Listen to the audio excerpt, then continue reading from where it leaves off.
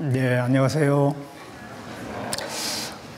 같이 기도함으로 시작하겠습니다.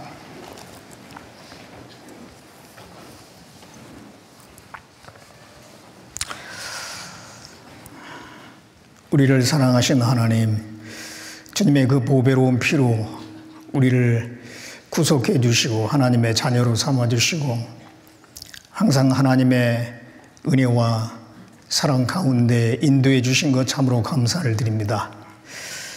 이번 2024년 청년 동계 수련회 이렇게 또 한자리에 함께 할 수 있도록 기회를 주시고 또 함께 말씀을 배우며 새해를 시작하는 다짐을 할 수 있는 귀중한 기회를 주신 것 참으로 감사를 드립니다.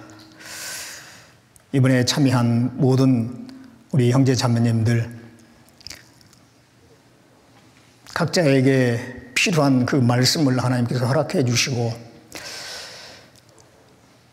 한 해를 정리하고 또 새해를 힘있게 시작하는 귀중한 시간이 될 수 있도록 인도해 주시기를 원합니다.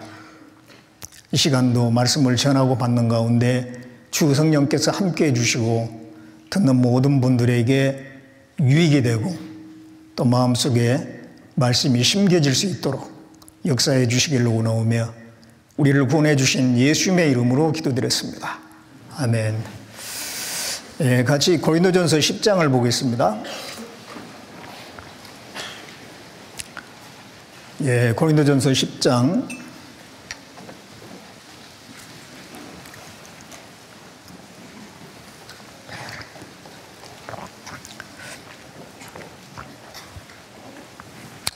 10장 1절부터 제가 읽겠습니다. 형제들아 너희가 알지 못하기를 내가 원치 않으노니 우리 조상들이 다 구름 아래에 있고 바다 가운데로 지나며 모세에게 속하여 다 구름과 바다에서 세례를 받고 다 같은 신령한 식물을 먹으며 다 같은 신령한 음료를 마셨으니 이는 저희를 따르는 신령한 반석으로부터 마셨음에 그 반석은 곧 그리스도시니라. 그러나 저희의 다수를 하나님이 기뻐하지 아니하신 고로 저희가 광야에서 멸망을 받았느니라. 그런 일은 우리의 거울이 되어 우리로 하여금 저희가 악을 즐거한 것 같이 즐겨하는 자가 되지 않게 하려 함이니 제 중에 어떤 이들과 같이 너희는 우상 숭배하는 자 되지 말라. 기록된 바 백성이 앉아서 먹고 마시며 일어나서 뛰논다 함과 같으니라. 저희 중에 어떤 이들이 간음하다가 하루에 23,000명이 죽었나니 우리는 저희와 같이 간음하지 말자. 저희 중에 어떤 이들이 주를 시험하다가 뱀에게 멸망하였나니 우리는 저희와 같이 시험하지 말자. 저희 중에 어떤 이들이 원망하다가 멸망시키는 자에게 멸망하였나니 너희는 저희와 같이 원망하지 말라. 저에게 당한 이런 일이 거울이 되고 또한 말세를 만난 우리의 경계로 기록하였느니라. 오늘 이 시간에는 애굽에서 가나안까지라는 그런 제목을 가지고 말씀을 드리려고 합니다.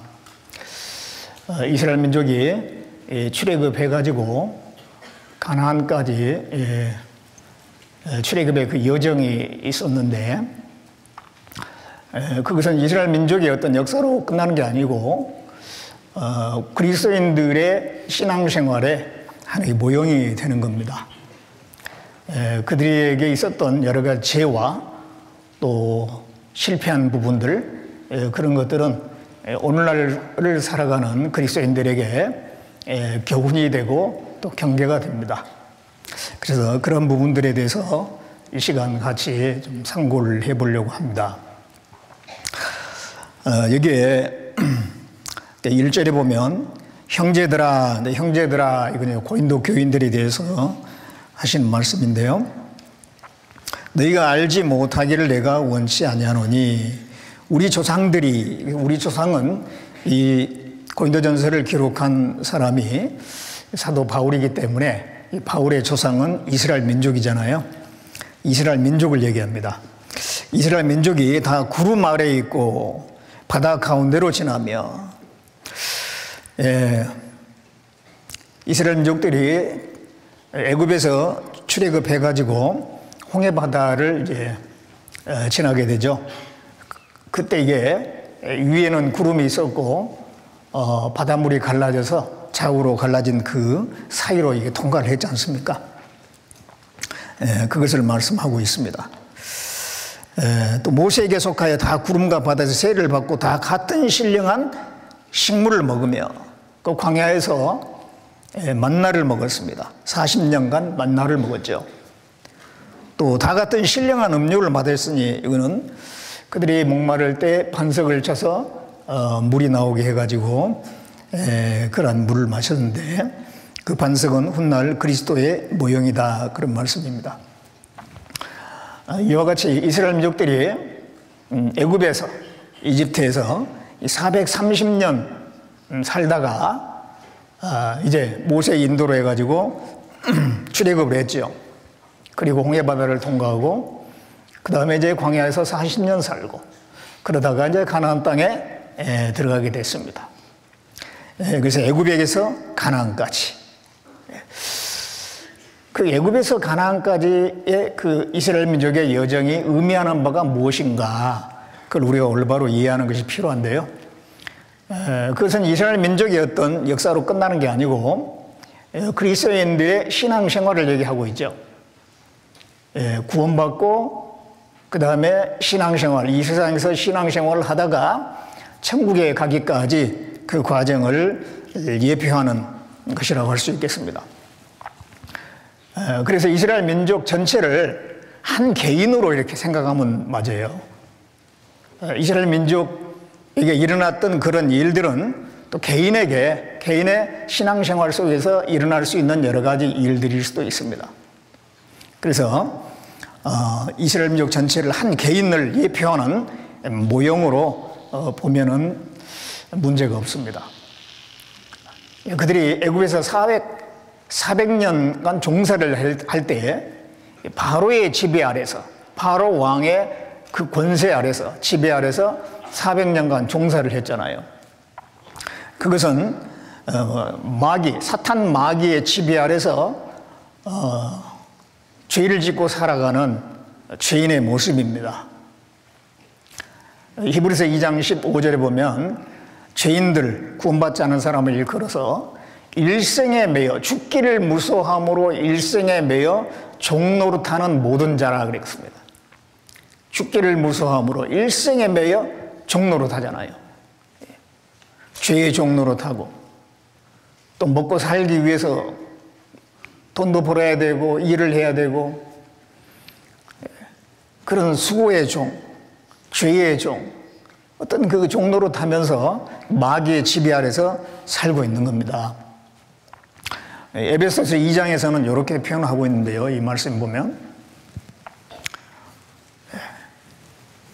너희 허물과 죄로 죽었던 너희를 살리셨도다. 그때 너희가 그 가운데서 행하여 이 세상 풍속을 줬고 공중 권세 잡은 자를 따랐으니, 이 공중 권세 잡은 자가 마귀잖아요. 그 마귀를 따라 살았다는 겁니다. 곧 지금 불순종의 아들들 가운데 역사하는 영이라. 이 마귀의 지배 아래서 구원받기 전에 살았습니다. 이 세상 모든 사람들이 그렇게 살고 있죠. 그러다가 이제 이스라엘 민족들이 출애굽을 하게 되죠. 모세가 바로 왕에게 가서 이스라엘 민족을 내보내라고 하는데 거절을 합니다. 그래서 10가지 재앙을 내리죠. 그중에 마지막 번째 재앙이 장자 죽이는 재앙이었습니다. 그 장자가 죽는 겁니다. 첫 번째 그 아들이 집집마다 다 있을 텐데 죽게 되는 겁니다. 그래서 애굽의 장자는 다 죽었죠. 그런데 이스라엘 자손들의 장자는 죽지 않았습니다. 왜냐하면 하나님께서 가르쳐 주셨죠. 양을 잡아서 그 피를 문설주와 임방에, 좌우설주와 문 임방에 바르면 그 이제 심판이 지나간다는 겁니다. 내가 애굽 땅을 칠 때에 그의 피가 그 거하는 집에 있어서 피를 볼 때에 내가 너희를 넘어가리라. 그게 6월절이죠. 그래서 이스라엘 자손들은 다 양을 잡아서 문설주와 임방에 피를 발랐기 때문에 그 심판의 재앙이 지나갔어요. 그러나 애굽의 장자들은 다 죽었습니다. 그래서 결국은 바로 왕이 굴복하고 이스라엘 자손들을 나가라 그래가지고 이제 모세가 인도해가지고 그들을 이제 광야로 이끌어 가게 되죠. 그때에 그 어린 양의 피, 그것은 훗날 오실 예수 그리스도를 설명하죠. 예수님께서 십자가에서 피 흘려서 우리 죄를 영원히 다 속죄해 주시는 것. 그 피를 문설주와 임방에 바른다라고 하는 것은 우리로 말할 것 같으면 예수님이 흘리신 그 피가 우리 죄를 영원히 사신다는 사실을 우리 마음에 믿는 걸 얘기합니다. 개인적으로 믿어야지 자기 것이 되는 거잖아요. 믿었을 때에 죄가 사해지고 그리고 이 마귀의 권세에서 벗어나게 되는 겁니다. 지옥 가는 길에서 천국 가는 길로 옮겨지게 되는 겁니다. 여기 말씀에 베드로전서 1장 18절 19절에 보면 너희가 알거니와 너희 조상이 유전한 망령된 현실에서 구속된 것은 구원된 것은 은이나 금같이 없어질 것으로 한 것이 아니요 오직 흠없고 점없는 어린 양 같은 그리스도의 보배로운 피로 한 것이니라. 우리가 구속된 것은 어린 양 같은 그리스도의 보배로운 피. 그 문설주와 임방에 발랐던 어린 양의 피, 그건 훗날 오실 예수 그리스도의 흘리신 피를 의미합니다. 그래서 이제 이스라엘 자손들이 그 6월절 이제 애굽에서 노임받게 되고 그들이 출발해가지고 홍해바다를 그 다음에 건너게 되죠. 홍해바다를 건널 때 이 바다가 갈라지고 구름 아래에 있고 그런 표현을 쓰고 있는데 그때 구름이 잔뜩 꼈던 것 같아요. 위에는 구름이 있고 좌우에는 이제 물이 갈라져서 그 가운데로 통과할 때 오늘날 침례 받을 때 물속에 완전히 들어갔다 나오지 않습니까? 이스라엘 백성들은 민족적으로 물속에 들어갔다 나오는 거예요. 민족적인 침례를 받은 거죠. 그리고 이제 광야에 들어갔습니다. 그 광야에 40년 생활을 하게 되는데 그것은 구원받은 그리스도인의 신앙 생활을 설명합니다. 그 광야에서 그들이 뭘 먹었느냐 그랬을 때 여기서 대표적으로 신령한 음식을 먹었고 신령한 음료를 마셨다 그랬어요. 그 신령한 음식은 만나를 얘기하죠. 매일 하늘로부터 만나라고 하는 음식이 내렸습니다. 그것은 뭘 의미하느냐? 우리 구원받은 그리스도인의 삶 속에 말씀을 얘기합니다. 말씀. 신명기 8장을 보겠습니다. 여기를 이제 접어놓으시고 신명기 8장 8장 이 3절에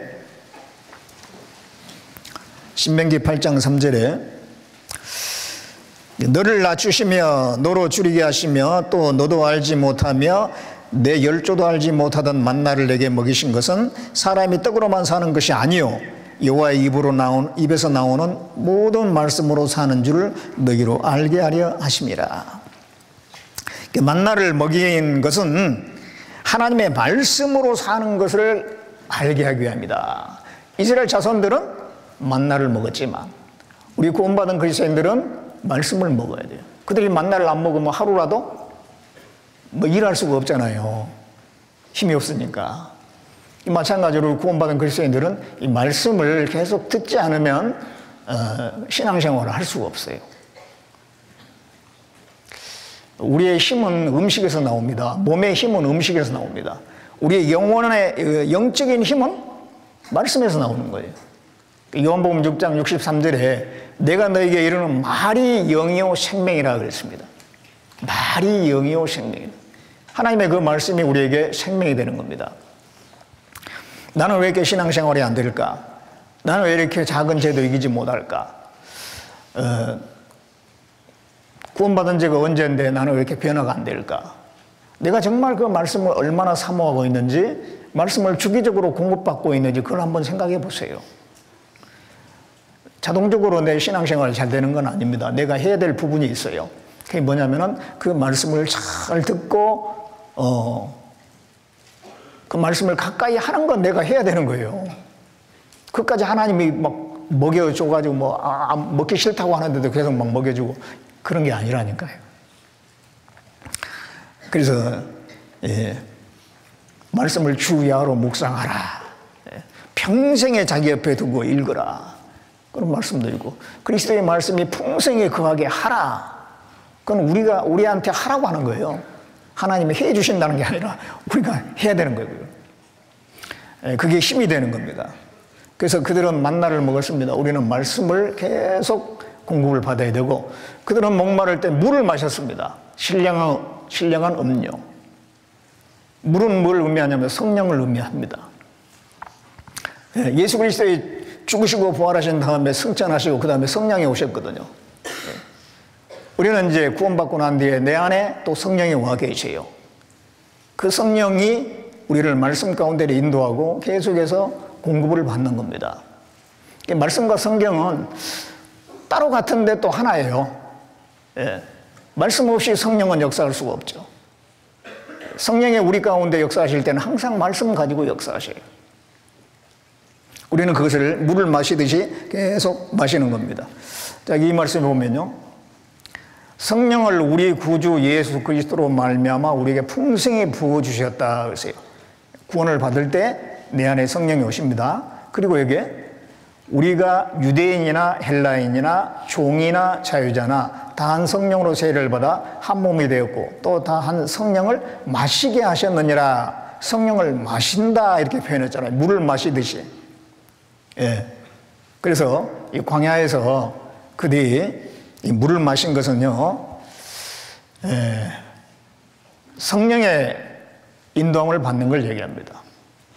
성령께서는 말씀으로 우리를 채워주시는 거예요. 그리고 우리를 양육하는 겁니다. 그러다가 이제 이스라엘 자손들이 요단강을 건너가게 되죠. 40년 광야 생활을 마치고 요단강을 건너게 되는데, 그 요단강이 의미하는 바는 뭐냐면 죽음이라는 겁니다. 요단강, 죽음하고 연결된 겁니다. 요단강에 들어갔다 나왔어요. 그런 것처럼 구원받은 그리스도인도 언젠가는 죽게 돼 있어요. 물론 이제 죽음 건너가기 전에 예수님이 공중 재림하시면 바로 들려 올라가겠지만은, 주님이 더디 오신다 그러면 죽음을 건너가게 되죠. 그리고 지금까지 구원받은 그리스도인들이 얼마나 많았습니까? 그들이 다 죽음을 건너갔어요. 요단강을 건너듯이. 그래서 죽음을 건너가면, 자, 이 요단강을 건너갔더니 그 다음에 가나안 땅이 기다리고 있었죠. 마찬가지로 우리가 죽음을 건너가면 천국이 기다리고 있는 겁니다. 가나안 땅은 천국의 그림자입니다. 그래서 출애굽해서 가나안 땅까지 가기가, 그 과정이 그리스도인들의 구원에서부터 천국 가기까지 그 과정을 설명하고 있어요. 근데 이제 이스라엘 그 자손들을 보면요, 애굽에서 나올 때는 나왔는데 가나안에 들어가지 못하고 중간에 죽은 사람들이 있죠. 그 사람들은 천국에 못 갔는 건가? 뭘 설명하는 걸까? 그것도 좀 궁금하잖아요. 민수기 26장 보겠습니다. 민수기 26장 51절에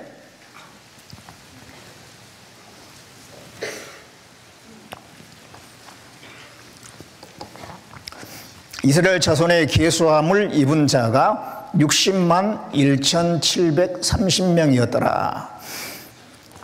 63절에 이는 모세와 제사장 엘라살의 계수한 자라. 그들이 여리고 맞은편 요단가 모압 평지에서 이제 계수한 숫자라는 얘기입니다. 이스라엘 자손을 계수한 중에는 모세와 제사장 아론이 시내 광야에서 계수한 이스라엘 자손은 한 사람도 들지 못하였으니, 계수를 2번 했는데 시내 광야, 시내의 산 바로 밑에서 계수를 한 번 했는데, 그때 계수한 사람이 장정 60만이었는데 두 번째 게 모압 평지에서 40년 있다가 지난 뒤에 계수를 했는데, 처음에 시내산에서 계수했던 사람 한 사람도 들지 않고 딱 2사람 말고는 다 죽었다는 얘기예요.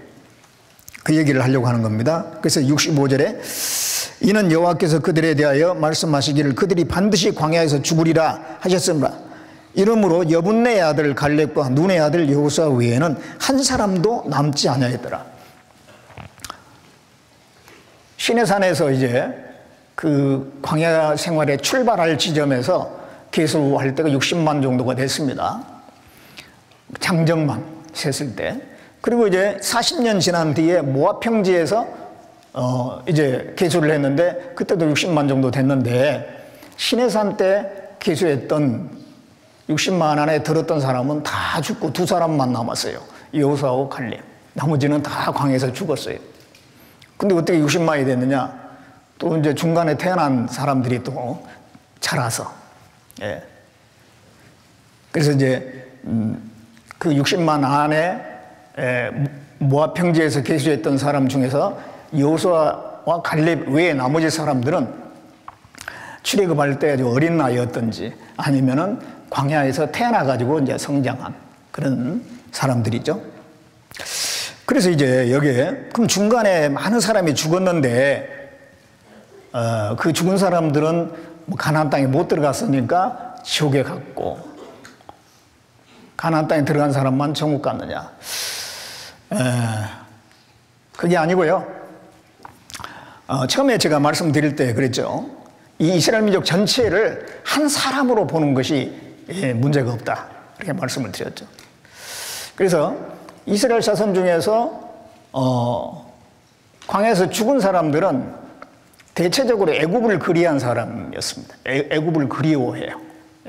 애굽으로 돌아가자. 틈만 있으면 그런 얘기를 했죠. 그리고 이제 가나안 땅에 들어간 사람들은 애굽을 사모하는 사람이었어요.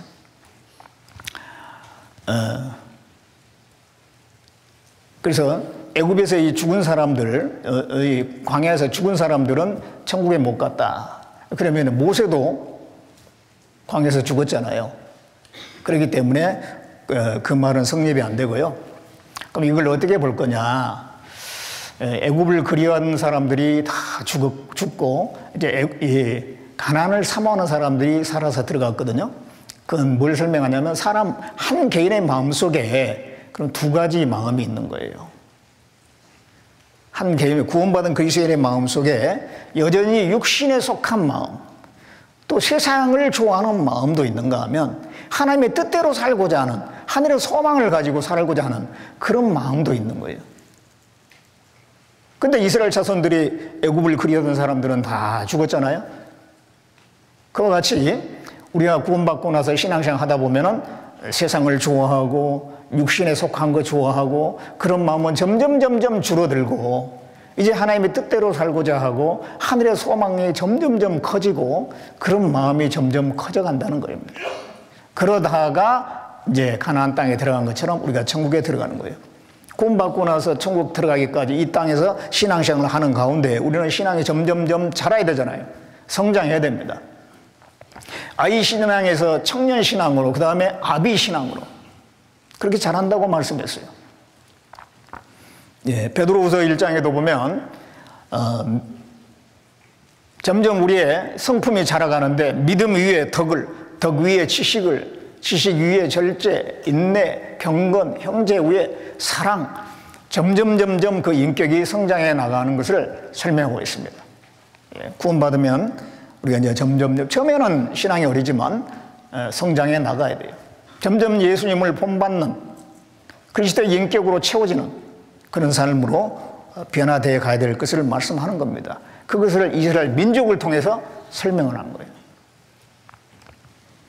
그런데 이제 그들이 가나안 땅에 들어갔으면 가나안 땅이 천국의 그림자다 그러면은 이제 거기서 안식만 있어야 되는데 또 가나안 땅에 들어가서 전쟁을 했거든요. 그러면 천국에 가도 또 전쟁이 있는가? 그건 아닙니다. 이스라엘 민족들이 애굽에서 나와가지고 가나안 땅 들어가기까지 그 전쟁이 두 종류의 전쟁이 있었어요. 하나는 아말렉과의 전쟁, 광야에서 아말렉 아시죠? 이스라엘 민족들 중에서 약한 자, 처진 자, 그들을 약탈하고 죽이고 그렇게 했던 아말렉이 있는데 그들과의 전쟁이 나옵니다. 그런가 하면은 이 가나안 땅에 들어가 가지고 기업을 얻기 위한 전쟁. 그래서 이 아말렉과의 전쟁은 약탈자와의 전쟁입니다. 방어적인 전쟁입니다. 그런데 가나안 땅에서 하는 전쟁은 획득을 위한 전쟁이에요. 뭔가를 얻기 위한 전쟁이거든요. 전쟁의 성격이 다르죠. 우리 그리스도인에게도 두 종류의 그 싸움이 있어요. 육신과의 싸움이 있습니다. 이 육신은 약탈자와 같은 거예요. 죄는 약탈자와 같은 거예요. 죄는 나를 갉아먹습니다.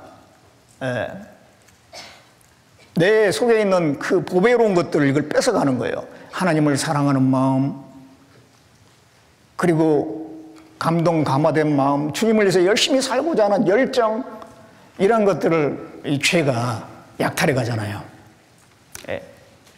우리는 그거와 싸워야 되는 겁니다. 그런 전쟁이 있죠. 자, 여기 있는 말씀대로 이 베드로전서 2장 12절에 사랑하는 자들아 나그네와 행운 같은 너희를 구원하노니 영혼을 거스려 싸우는 육체의 정욕을 제어하라. 육체의 정욕을 제어하라.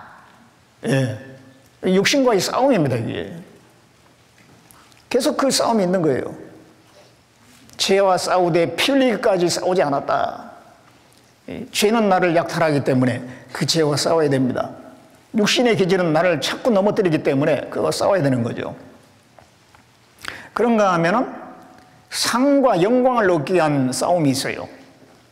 그건 뭐냐면 우리가 복음을 전하는 과정에서 여러 가지 핍박이 있고 환란이 있고 어려움이 있지만은 그걸 이겨가면서 견디면서 어떻게 하든지 한 영혼에도 건지려고 애를 쓰고 수고하고 희생하고 그런 싸움이 있는 겁니다. 자, 이 말씀 보면 데살로니가전서 2장 2절에 너희 아는 바와 같이 우리가 먼저 빌립보에서 고난과 능욕을 당하였으나 우리 하나님을 힘입어 많은 싸움 중에 하나님의 복음을 너에게 말하노라. 복음을 전하는데 많은 싸움 중에 복음을 전했다고 했습니다. 그래서 이 싸움은 육신과의 싸움하고 좀 다르죠. 영혼을 건지기 위한 싸움. 이 싸움은 훗날 상과 영광으로 이어지는 싸움인 겁니다. 이 두 종류의 싸움이 있죠. 그런데 이스라엘 민족을 통해서는 육신과의 싸움은 아말렉과의 싸움을 해서 광야에서 있던 전쟁으로 표현하고 우리 상과 영광을 위한 싸움은 가나안 땅에서 기업을 쟁취하는 싸움으로 표현했어요. 왜냐하면 우리 상과 영광을 위한 싸움은 하늘나라에서 받을 영광을 위해서 싸우는 거예요. 그렇기 때문에 천국을 예표하는 가나안 땅에 들어가서 기업 얻는 전쟁으로 이렇게 표현한 겁니다. 실제 우리 그리스도인들은 이 세상에 사는 동안에 그 두 가지 싸움을 다 하는 거예요. 육신과의 싸움, 또 상과 영광을 위한 싸움. 그렇게 하다가 이제 가나안 땅과 같은 천국에 들어가게 되는 겁니다. 그런데 다시 고린도전서 10장을 보겠습니다. 고린도전서 10장 5절에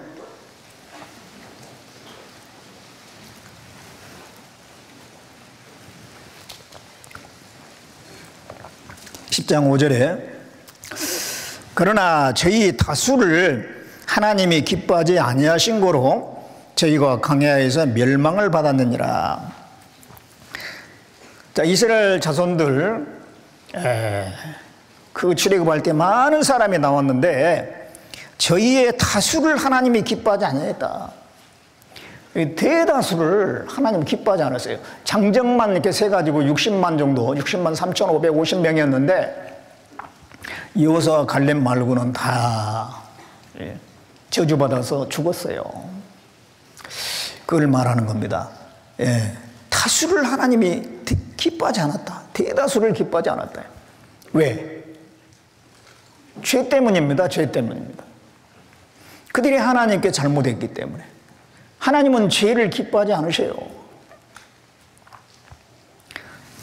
시편 5편 4절에 보면 주는 죄악을 기뻐하는 신이 아니시니 악이 주와 함께 유하지 못하며 오만한 자가 주의 목전에 서지 못하리이다. 하나님은 죄를 기뻐하지 않습니다. 그들이 죄 가운데 있었기 때문에 하나님이 그들을 기뻐하지 않았어요. 그 결과는 어떻게 됐느냐? 저희가 광야에서 멸망을 받았느니라. 광야에서 다 죽었다 그런 얘기예요. 우리 구원받은 그리스도인도 마찬가지입니다. 그리스도인들이 육신을 따라 행하고 죄를 따라 행하고 그렇게 하면 하나님을 기쁘시게 할 수 없고,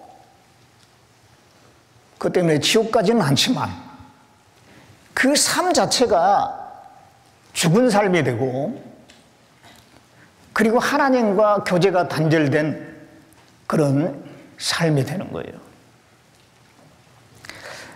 성경이 이렇게 말씀합니다. 로마서 8장 12절 13절에 그러므로 형제들아 우리가 빚진 자로 돼, 우리는 구원을 받았기 때문에 하나님께 빚진 자들이잖아요. 그런데 육신에게 져서 육신대로 살면 안 된다는 겁니다. 우리가 하나님께 빚진 자이기 때문에 하나님의 뜻대로 살아야지, 육신에 져서 육신대로 살 것이 아니다는 거예요. 너희가 육신대로 살면 반드시 죽을 것이로되, 육신대로 살면 죽는다, 이거는 지옥 간단 말이 아니고요. 그 삶 자체가 죽은 삶이라, 이거 죽은 삶. 영으로서 몸의 행실을 죽이면 살리니 성령으로 몸의 행실을 죽이면, 내가 성령으로 충만하면 이 육신에 속한 그런 행실이 이게 제어가 되거든요. 그걸 얘기합니다. 그래서 육신대로 살면 반드시 죽는다 그랬습니다. 이게 우리 삶이 죽은 삶이 된다. 하나님과 상관없는 삶이 되고 하나님과 교제가 안 돼요. 그래서 이스라엘 민족들이 광야에서 멸망한 것처럼 그것을 통해서 우리에게 경계를 주시는 겁니다. 그래서 고린도전서 10장 6절에 보겠습니다. 그런 일은 우리의 거울이 되어 우리로 하여금 저희가 악을 즐겨한 것 같이 즐겨하는 자가 되지 않게 하려 함이니. 그들을 하나님이 기뻐하지 않아서 많은 사람이 멸망을 당했는데, 그런 일은 우리에게 거울이 된다는 겁니다. 오늘날 살아가는 우리 그리스도인들에게 우리가 그런 일을 하면 안 되겠구나. 그래서 교훈과 경계를 받을 수 있다는 겁니다. 그래서 그런 목적으로 성경을 기록해 놓으신 거예요. 11절 말씀에도 보면 저희에게 당한 이런 일이 거울이 되고 또한 말세를 만난 우리의 경계로 기록하였느니라. 그래서 그들이 뭘 잘못했는지 우리가 좀 생각해 볼 필요가 있어요. 근데 특별히 이 고린도전서 10장에는 이스라엘 자손들이 범한 죄 4가지가 나와 있어요. 4가지가. 그 4가지를 한번 우리가 좀 생각을 해보고, 우리가 행여 그런 죄 가운데 있지 않는지, 그런 죄 가운데 있다면 그걸 버려야 되고, 또 그런 죄 가운데 있지 않을지라도 이러이러한 것을 하나님이 싫어하시는구나, 미리 배움으로써 그런 죄에 빠지지 않도록 하는 그런 역할을 할 겁니다. 그래서 여기에 4가지 죄를 언급을 하고 있는데요, 그걸 한번 생각을 해보려고 합니다. 그들이 뭘 잘못했는가? 10장 7절에 저희 중에 어떤 이들과 같이 너희는 우상 숭배하는 자가 되지 말라. 기록된 바 백성이 앉아서 먹고 마시며 일어나서 뛰논다 함과 같으니라. 첫 번째, 이제 그들이 잘못한 죄가 우상 숭배라고 나옵니다. 우상 숭배하는 자가 되지 말라. 백성들이 앉아서 먹고 마시며 일어나서 뛰논다. 이게 이제 출애굽기 32장에 나온 내용이거든요. 출애굽기 32장으로도 가겠습니다. 출애굽기 32장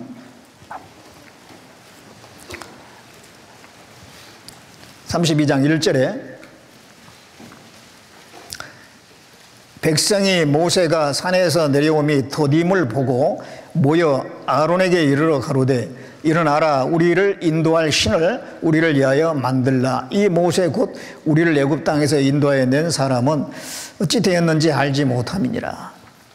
아론이 그들에게 이르되 너희 아내와 자녀의 귀의 금고리를 빼어 내게로 가져오라. 모든 백성이 그 귀에서 금고리를 빼어 아론에게 가져오매 아론이 그들의 손에서 그 고리를 받아 부어서 각도로 새겨 송아지 형상을 만드니 그들이 말하되 이스라엘아 이는 너희를 애굽 땅에서 인도하여 낸 너희 신이로다 하는지라. 아론이 보고 그 앞에 단을 쌓고 이에 공포하여 가로되 내일은 여호와의 절일이니라 하니 이튿날에 그들이 일찍 일어나 번제를 드리며 화목제를 드리고 앉아서 먹고 마시며 일어나서 뛰놀더라. 모세가 이제 율법을 받으러 시내산에 올라갔는데 40일이 돼도 안 내려오는 겁니다. 그 정도면 이제 거기에 먹을 것도 없고 하니까 굶어 죽었다. 그러니 이제 누가 우리를 인도하느냐? 그래서 금송아지를 만들어 가지고 이게 바로 우리를 인도할 신이다. 그러면서 그 앞에서 먹고 마시며 뛰놀고 했다라는 거예요. 예. 그랬을 때에 모세는 살아 있었죠. 40일 금식을 했는데도 하나님께서 그 건강을 지켜주셔가지고 살아있었어요. 모세가 내려와서 보니까 아주 가관입니다. 사람들이 막 그 금송아지를 신이라고 만들어 놓고 그 주변에 모여가지고 먹고 마시고 뛰놀고 그냥 난장판인 거예요. 모세가 화가 났죠. 십계명 두 돌판을 그냥 깨트려 버렸습니다. 그는 그들이 모세가 개인적인 분노를 표출한 게 아니고 그들이 율법을 범했기 때문에 그 십계명을 깨트린 거예요. 너희들이 바로 이 십계명을 깬 거다. 그리고 누구든지 하나님 편에 있는 사람은 내게로 나오라. 네 자손이 나오니까 그들에게 칼을 주고 우상 숭배에 앞장섰던 사람들, 가족이고 친구고 상관없이 다 죽여라. 그때 많은 사람이 죽었죠. 이 25절에 32장 25절에 모세가 본즉 백성이 방자하니 이는 아론이 그들로 방자하게 하여 온수에게 조롱거리가 되게 하였습니다. 이에 모세가 진문에 서서 가로되 누구든지 여호와의 편에 있는 자는 내게로 나오라 하매 네 자손이 다 모여 그에게로 오는지라. 모세가 그들에게 이르되 이스라엘 하나님 여호와께서 이같이 말씀하시기를 너희는 각각 허리에 칼을 차고 친 이문에서 저 문까지 왕래하며 각 사람이 그 형제를 각 사람이 그 친구를 각 사람이 그 이웃을 도륙하라 하셨느니라. 네 자손이 모세의 말대로 행하매 이날에 백성 중에 3,000명 가량이 죽임 바 된지라. 네 자손이 하나님 편으로 나오라 하니까 나왔어요. 그래도 그들이 이제 말씀대로 행했는데요. 가족을 해하고 친구를 해하고 분명히 그들이 잘못했기 때문에 하나님 앞에는 인정이 필요 없습니다. 하나님 말씀에 어긋나면은 그래도 나하고 가까운 사람인데 그래도 내 가족인데 하고 따라가면 안 돼요. 그럴 때는 단호하게 선을 그어야 돼. 선을 그어야 돼. 마음은 아프지만 칼로 마음을 베듯이 아프지만 그래도 하나님의 뜻이 아니고 하나님과 반대편으로 간다면은 마음에서 잘라야 되고 잘라야 돼. 레위 자손들은 그걸 잘 했습니다. 자, 이와 같이 그래서 그 당시에 3,000명이 죽었는데 하나님이 왜 이렇게 진노하셨느냐? 자, 하나님께서 그 이스라엘 민족을 애굽에서 건져냈잖아요. 그 많은 기적을 일으켜가지고 건져냈습니다. 또 홍해 바다도 가르고 통과했습니다. 그리고 광야에서 만나를 먹이시고 물을 주시고 그 모든 은혜를 베풀어 주셨는데 그 하나님을 순식간에 잊어버리고 그 우상을 만들어 놓고 하나님 대용품으로 섬기고 있는 거예요. 그건 하나님 보실 때 큰 죄가 되는 겁니다. 하나님보다 더 사랑하는 것, 하나님보다 더 의지하는 것, 그게 있으면은 그것은 우상 숭배하는 죄에 들어가는 거예요. 오늘날 우리 그리스도인들은 우상 숭배하지 않을까요? 물론 우리는 여러 가지 신이 있다고 믿지 않죠. 오로지 하나님만이 참 신이고 그 외에는 다 가짜라는 걸 믿습니다. 우주 만물을 창조하신 그 하나님, 그 하나님만이 유일신이라는 걸 믿어요. 여호와 하나님 말고는 신이 없다고. 그렇기 때문에 바다에 용왕신에게 제사 올리고 불상 깎아 만들어가지고 제사하고 그러지 않죠. 죽은 조상에게 복 달라고 절을 한다든가 제사상 앞에 절한다든가 아마 그런 분 거의 없을 겁니다. 몰랐을 때는 그럴 수도 있지만은 알고 나면은 아무도 그렇게 하지 않죠. 우리 그리스도인들은 그런 부분에서 분명합니다. 그러면 우상 숭배는 없는가? 아닙니다. 마음의 우상이 얼마든지 있을 수가 있어요. 요한일서 5장을 봅니다.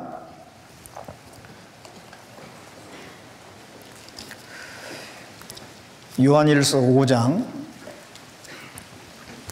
20절을 보겠습니다.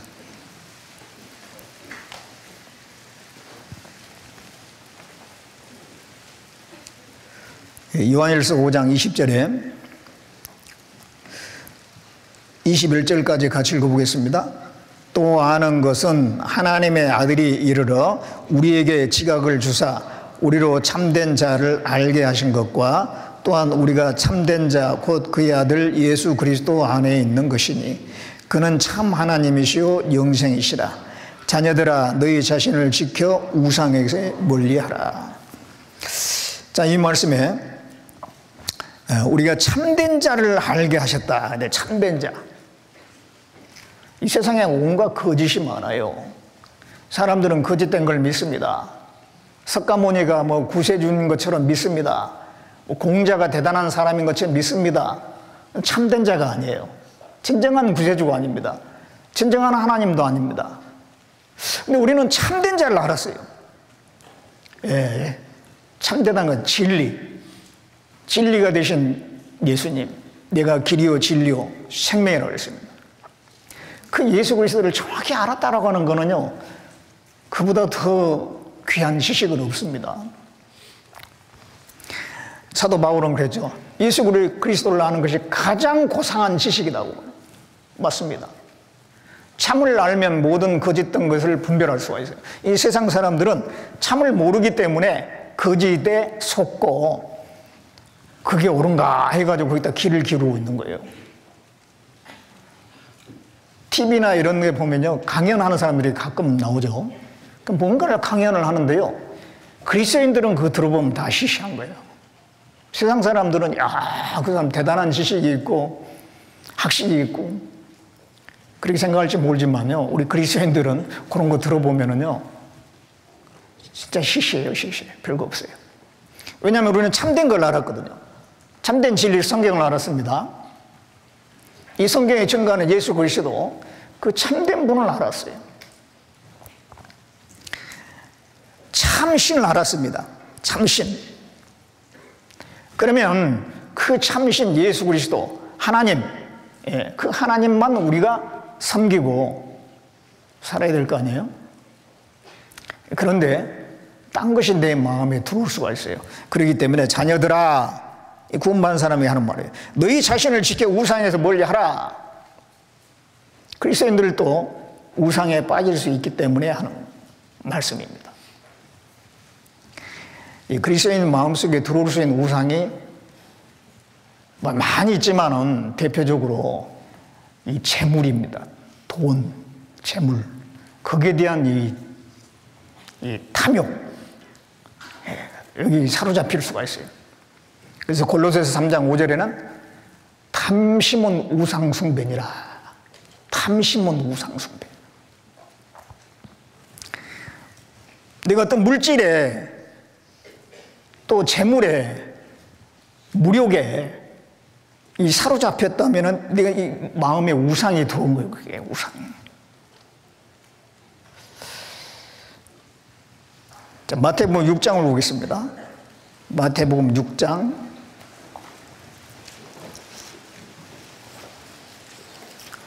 24절을 보겠습니다.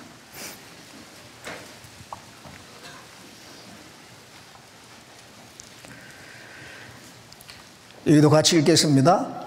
한 사람이 두 주인을 섬기지 못할 것이니 혹 이를 미워하며 저를 사랑하거나 혹 이를 중히 여기며 저를 경히 여김이라. 너희가 하나님과 재물을 겸하여 섬기지 못하느니라. 한 사람이 두 주인을 섬길 수가 없다. 자, 우리의 주인은 누구세요? 우리의 주인은 예수님입니다.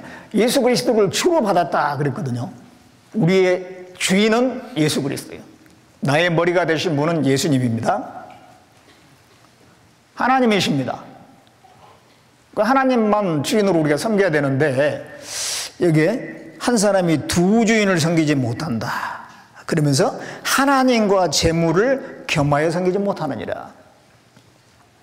재물이 주인 노릇을 할 수가 있기 때문에 이렇게 어떻게 하나님과 재물을 비슷하게 그렇게 견주어서 말씀하실까 그렇게 생각할 수가 있는데 물론 그렇죠. 하나님 편에서는 이 재물 아무것도 아니잖아요. 비교 대상이 아닙니다. 근데 사람 마음에서 이 재물을 돈을 하나님과 비슷하게 이렇게 위치에 올려놓을 수가 있기 때문에 마음에 비슷한 비중을 둘 수가 있기 때문에 심지어는 재물을 더 큰 재물에 비중을 둘 수도 있어요. 그만큼 이 재물이라고 하는 게 우상이 될 수가 있다는 거예요.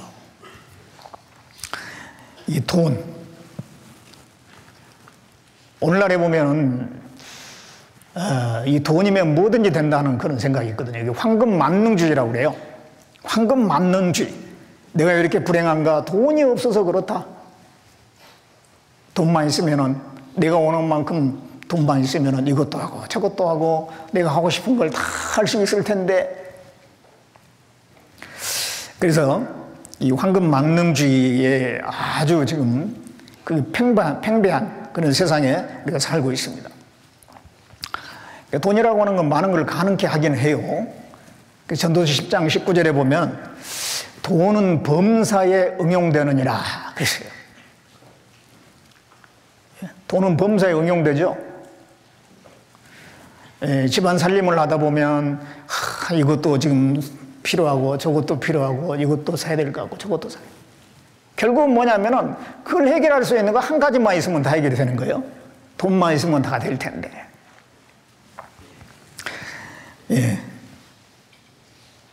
돈이 있으면은 집도 살 수 있고 집 안에 있는 여러 가지 가재 도구들, 전자제품들 많이 살 수 있고 여행도 할 수 있고 결혼도 할 수 있고 일단 내가 원하는 걸 많이 누릴 수가 있죠.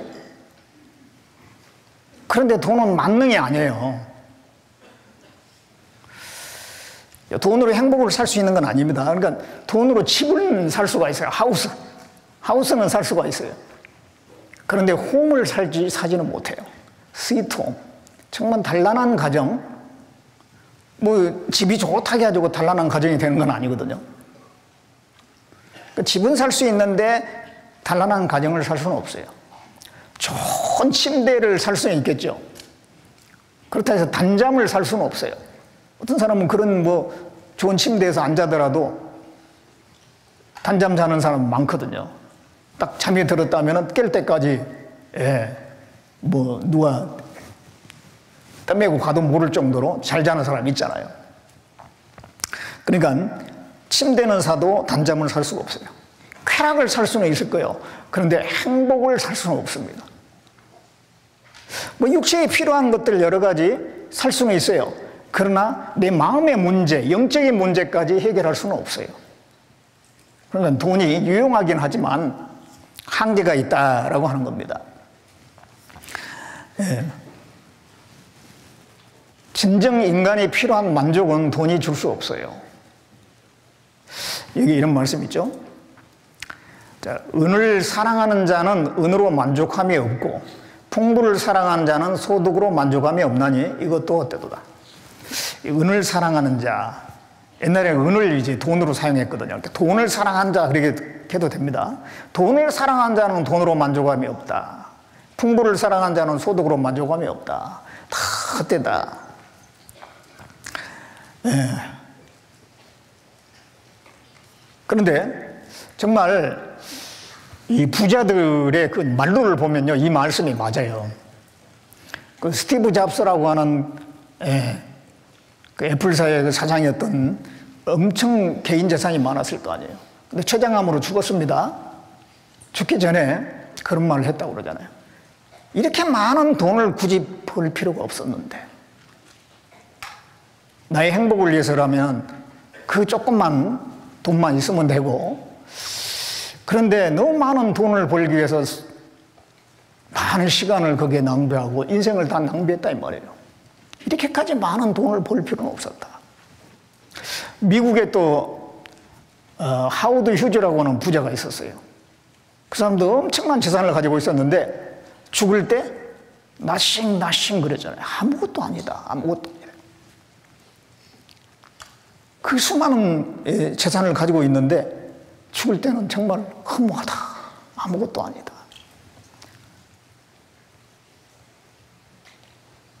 이 전도서 5장 10절 말씀이 맞잖아요. 은을 사랑하는 자는 은으로 만족함이 없고, 만족함이 없어요.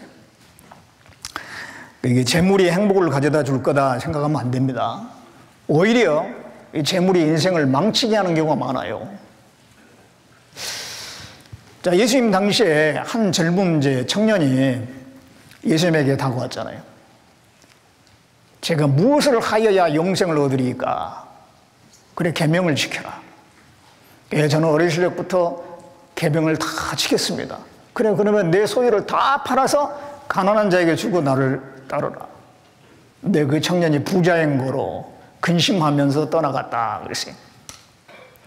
그 재물 때문에 예수님을 따르지 못했습니다. 결국은 그 재물 때문에 결국은 망한 거잖아요. 부자가 천국에 들어가는 거는 낙타가 바늘기로 들어간 것보다 더 어렵다고 그랬어요. 그 마음의 부자. 그걸 의지하기 때문에, 이게 물질이 많으면 거기에 의지하기 때문이에요. 그리스도인들이 신앙생활을 하는 데 있어서도 이 물질이 걸림돌이 될 수도 있어요. 그걸 잘만 사용하면 또 선한 목적으로 사용할 수도 있겠지만은 잘못하면 그게 걸림돌이 될 수도 있어요. 그 나만 장군이 문둥병을 치료하기 위해서 이제 아람 나라에서 이스라엘로 왔죠. 엘리사를 만나가지고 요단강에 가서 7번 몸을 씻어가지고 이제 깨끗하게 나왔습니다. 많은 금은 보화를 싣고 왔기 때문에 그걸 엘리사에게 받으라고 하는데 엘리사는 한 푼도 받지 않죠. 그런데 그 엘리사의 사환이었던 게하시가 보고 있으니까, 아, 저거 아까운데 그냥 가지고 다 돌아가는 거예요, 이제. 그래서 이 게하시가요, 그 선생님 몰래 따라가가지고 그 나아만에게 얘기합니다. 아, 우리 선생님의 손님이 갑자기 찾아와가지고요, 그 은 1달란트하고 옷 2벌 달라고 합니다. 그래, 나아만은 은 2달란트, 옷 2벌 더 가져가. 그래서 많이 이제 이 게하시가 챙겨가지고 왔죠. 딱 숨겨놓고 안 그런 척하고 선생님 앞에 나갔더니 엘리사가 이미 다 알고 있어요. 게하시에게 말합니다. 지금이 어찌 은이나 옷을 취할 때냐. 나만의 문둥병이 내 속에 들어가 버려라. 게하시가 문둥병에 걸렸어요. 그 물질을 탐하는 그 마음이 벌써 문둥병에 걸린 겁니다. 문둥병이라고 하는 건 이렇게 둔해지는 거잖아요. 감각이 둔해지는 거예요. 그 나만 장군이 문둥병 걸렸다가 나음 받은 그것이 얼마나 큰 기적이 일어났고 얼마나 큰 하나님의 역사가 일어났어요. 그러면 그것을 보고 이 게하시는 감탄을 하고 더 하나님에 대한 믿음이 깊어져야 될 텐데 그 틈에 그 은과 옷을 탐내고 있는 거예요. 그것이 바로 문둥병 상태입니다. 우리가 그 물질을 너무 탐내다 보면 우리 마음이 둔해져요. 예. 하나님께서 멀어진다고요. 아나니아와 삽비라가 자기 재산 다 팔아가지고 이제 사도들에게 내놨잖아요. 근데 아까운 거예요. 그래가지고 절반은 숨겨놓고 절반만 갖다 바치면서 이게 전 재산입니다 라고 속였어요. 솔직히 말하면 될 텐데 제가 이거 아까워가지고 이거는 나중을 위해서 남겨놨습니다. 죄송합니다. 이 절반만 갖고 왔습니다. 그러면 문제가 없어요. 근데 절반만 갖고 쓰면서도 다 갖고 오는 것처럼 속였거든요. 베드로가 그걸 알았죠. 네가 어찌 성령을 속였느냐. 두 사람 다 엎드려 죽었잖아요. 그 물질의 마음 때문에 그랬어요. 가룟 유다 같은 경우도 예수님 따라다니면서 얼마나 많은 기적을 보고 얼마나 많은 능력을 보고 그럼에도 불구하고 그 회개를 맡아가지고 돈 깨서 그냥 조금씩 돈 훔쳐가는 거예요. 나중에는 결국 예수님을 은 30에 팔아버렸잖아요. 그 물질 때문에 이게 망하는 경우 많습니다. 그 재물 때문에. 그래서 우리가 참 이 지져가는 마음이 필요한 겁니다. 지져가는 마음. 디모데전서 6장을 보겠습니다.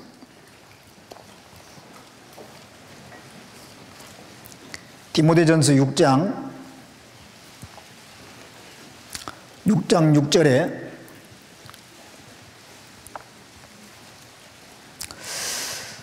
그러나 지족하는 마음이 있으면 경건이 큰 이익이 되느니라. 우리가 세상에 아무것도 가지고 온 것이 없음에 또한 아무것도 가지고 가지 못하리니 우리가 먹을 것과 입을 것이 있은즉 족한 줄로 알 것이니라. 부활해 하는 자들은 시험과 올무와 여러 가지 어리석고 해로운 종욕에 떨어지나니 곧 사람으로 침륜과 멸망에 빠지게 하는 것이라. 돈을 사랑하며 일만하게 뿌리가 되나니 이것을 사모하는 자들이 미혹을 받아 믿음에서 떠나 많은 근심으로서 자기를 찔렀도다. 이 6절에 보면 지족하는 마음이 있으면 경건이 큰 이익이 된다. 지족하는 마음이 정말 이게 필요한 거예요. 특히 그리스도인들에게는요, 지족하는 마음. 현재 내가 가지고 있는 거, 내 형편, 지족하는 마음. 지족하는 마음이 없으면요, 아이고, 나는 이렇게 부모를 잘못 만나가지고, 내 아는 친구는 그 부모를 잘 만나가지고 부모가 그냥 뭐 엄청 재력가고 해가지고 많은 걸 누리고 있는데 나는 왜 모양인가. 괜히 그 부모 원망하는 경우가 있어요. 지족하면은 아무리 그 자기의 부모가 재력가라 할지라도요, 그 아이가 지족하는 마음이 없으면요, 그 아이 속에 그래도 불만이 있는 거예요. 마른 떡 한 조각만 있고도 화목하는 것이 육선이 가득하고 다투는 것보다 낫다고 그랬어요. 마른 떡 한 조각만 있어도 지족하는 마음이 있으면은, 그게 행복인 거예요, 그게. 아까 이것이 행복이라고 불렀잖아요. 뭐 화려하지 않아도 그 작은 것으로 만족할 수 있다면 그게 행복이죠. 마음을 낮추면 만족이 되는 겁니다. 적은 재물로도 만족하며 살 수 있어요. 예수님을 한번 생각해 보세요. 예수님은 재력가였습니까? 그 집안이 아주 뭐 대단한 집안이었습니까? 가난한 집에서 태어났어요. 평생 가난하게 사셨어요. 그리고 이 예루살렘에 입성할 때도 보면 말을 타고 갈 수도 있잖아요. 하나님이신데. 근데 그 나귀 새끼를 타고 가신 거예요. 예수님은 자기를 낮추시고 더 낮추셨잖아요.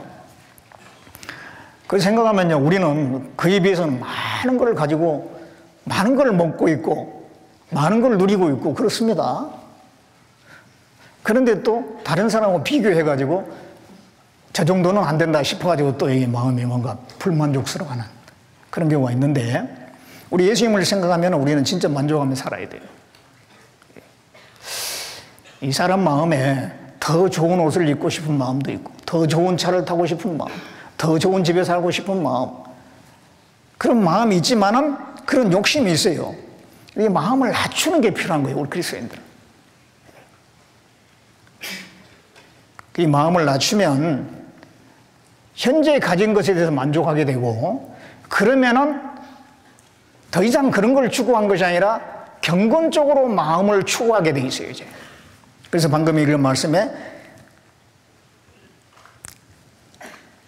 지족하는 마음이 있으면 경건이 큰 이익이 되느니라. 물질적으로 지족하게 되면 경건을 한 삶을 추구하게 되어 있고 그것이 큰 유익이 된다, 그런 얘기예요. 근데 물질에 대해서 만족한 마음이 없으면 계속 그걸 추구하려고 하거든요. 경건은 뒷전인 거예요, 이제. 뭐가 중요합니까? 예, 뭐가 중요한지 우리는 알아야 돼요. 예. 보이는 물질이 중요한 게 아니거든요. 여기 말씀에 잠언 22장 1절에 보면 많은 재물보다 명예를 택할 것이요 은이나 금보다 은총을 더욱 택할 것이니라. 많은 재물보다 명예, 그리스도인이라고 하는 이 명예, 그게 더 중요한 거예요. 또 물질이 더 많이 들어오는 어떤 그것 때문에 내 양심을 굽히면서 마치 그리스도인이 아닌 것처럼 그렇게 살면 안 되잖아요. 어떤 시에서는 더 많은데, 이 아이를 낳게 되면요, 시마다 조금 혜택이 달라요. 그래가지고 이 시에서는 이 아이가 태어나면은 보조금을 무슨 100만 원을 준다. 근데 옆에 있는 시에는 200만 원을 준대. 그래가지고 위장 전입을 하는 경우가 있죠. 아이를 낳기 위해서. 그래서 더 그 보조금을 많이 받기 위해서. 자, 우리 그리스도인들은 그렇게 할 필요가 없을 것 같아요. 이 법적으로 문제가 있는 거는 피하는 게 좋거든요. 분명히 이 양심을 굽히면 되는 거거든요. 그 물질 조금 얻기 위해서 양심을 굽히면 안 돼요. 그리스도인의 그 명예가 얼마나 중요합니까? 그리고 또 여기에 은이나 금보다 은총을 더욱 택할 것이니라. 은이나 금보다는 하나님의 은총을 받는 길을 선택해야 돼요. 더 많은 돈을 벌기 위해서 더 많은 시간을 투자하고 그러느라고 정말 내 안에 있는 열정은 식어가고 성령 충만이 점점점 식어가고 하나님 은혜는 점점점 멀어가고 천국의 성급도 멀어가고 그러면 되겠어요? 예, 은혜나 금보다는 하나님의 은총, 그게 훨씬 더 중요한 겁니다. 그래서 우리가 정말 이 치족하는 마음, 물질에 대해서는 치족하는 마음이 필요해요. 그리고 경건에 더 치중을 해야 되는 겁니다. 여기 디모데전서 6장 10절에 돈을 사랑하며 일만하게 뿌리가 되나니 이것을 사모하는 자들이 미혹을 받아서 믿음에서 떠나 많은 근심으로 자기를 찔렀도다. 돈을 사랑하며 돈 벌지 말라는 말은 아닙니다. 돈을 사랑하는 게 문제인 겁니다. 돈은 벌어야죠. 근데 돈을 사랑한다는 것은 거기에 마음을 뺏기는 걸 얘기합니다. 오늘날 사람들은 다 거기에 마음이 뺏겨 있어요. 어떤 사람은 하루 종일 지금 있는 재산을 어떻게 더 많이 불릴고 이런 생각만 하는 사람 많아요. 여기 보면요, 돈 버는 방법에 대해서 여러 가지가 그 영상들이 있더라고요. 여기 보니까 10년 안에 100억 버는 법. 예. 20살에 월 2천만 원 벌게 되는 한 가지 방법. 또 소소하게 돈 버는 법. 예, 부업으로 3주 만에 900만 원. 경제 위기 대비 돈 버는 방법. 이런 영상들이 아주 인기가 있는가 봐요. 예. 여러분들 이런 영상들 많이 보세요? 여기 보면요, 충성된 자는 복이 많아도 속히 부하고자 하는 자는 형벌을 면치 못하리라. 이 속히 부하고자 하는 마음이 있잖아요. 아이고, 월급 이렇게, 여러분 나중에 취업을 하게 되면 이제 월급이 나올 텐데 이것 벌어가지고 언제 모아가지고 언제 집 사나 이런 생각이 들거든요. 그래서 이게 속히 부하고자 하는 마음이 생길 수가 있는데 반드시 리스크라는 게 있어요. 위험이 있어요. 형벌을 면치 못하리라 그랬는데요. 이 속히 부하고자 하는 그 마음에서부터 이제 부정한 방법에 거기에 뛰어들게 돼 있고, 그럼 나중에 이제 그게 있는 재산까지 다 날아가는 경우도 있어요. 이게 악인은 불의의 일을 탐하나, 악인은 불의의 일을 탐해요. 속히 부하려고 하다 보니까 불의한 방법으로 이익을 남기려고 하는 거예요. 그러나 의인은 그 뿌리로 말미암아 결실하느니라. 의인의 뿌리는 예수님입니다. 예수님을 통해서 결실하는 게 우리의 진정한 소득이 되는 거죠.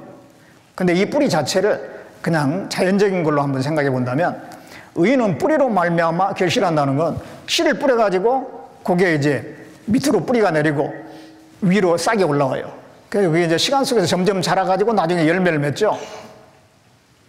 의인은 속히 부하려고 하는 게 아니라 정상적인 절차를 통해서 소득을 넣는다 이 말, 소득을.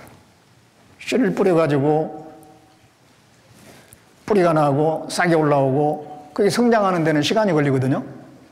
그런 시간 속에서 정상적인 절차로 얻어지는 소득이 하나님이 내게 주시는 소득인 거예요. 예. 돈에 대해서 집착하다 보면은 그릇된 방법으로 그것을 추구하게 되고 나중에 그게 죄가 될 수가 있어요. 그래서 이 세상에서 많은 범죄가 돈 때문에 생기는 겁니다. 돈을 사랑함이 일만하게 뿌리가 된다 그랬잖아요. 그리고 이제 뿐만 아니라 직장이나 어떤 출세, 성공, 그런 것이 또 그런 것에 마음에 사로잡힐 수 있는데 그것도 하나의 우상이 될 수도 있어요. 물론 우리는 좋은 직장을 잡아야 되죠. 이왕이면 잘 돼야 되죠. 또 그것을 하나님의 선한 뜻을 위해서 잘 이용하면 좋습니다. 그런데 그것이 하나님의 영광을 위한 것이 아니라 나의 미래의 육신의 어떤 영달을 위해서, 행복을 위해서 추구한다면 그것도 문제가 있는 거예요. 우리가 직장을 잡는 것도 이 하나님의 영광을 위해서, 고린도전서 10장 31절에 너희가 먹든지 마시든지 무엇을 하든지 다 하나님의 영광을 위해서 하라고 그랬죠. 하나님의 영광을 위해서 하려고 하는 마음이 필요한 거예요. 그러려면은 과정도 올바라야 되는 겁니다. 내가 어떤 직장 준비를 위해서 교재도 다 밀어놓고 나중에 직장 잡고 난 뒤에 내가 원하는 그 직장을 잡고 난 뒤에 그때부터 신앙생활을 하면 되지. 그게 올바른 방법일까요?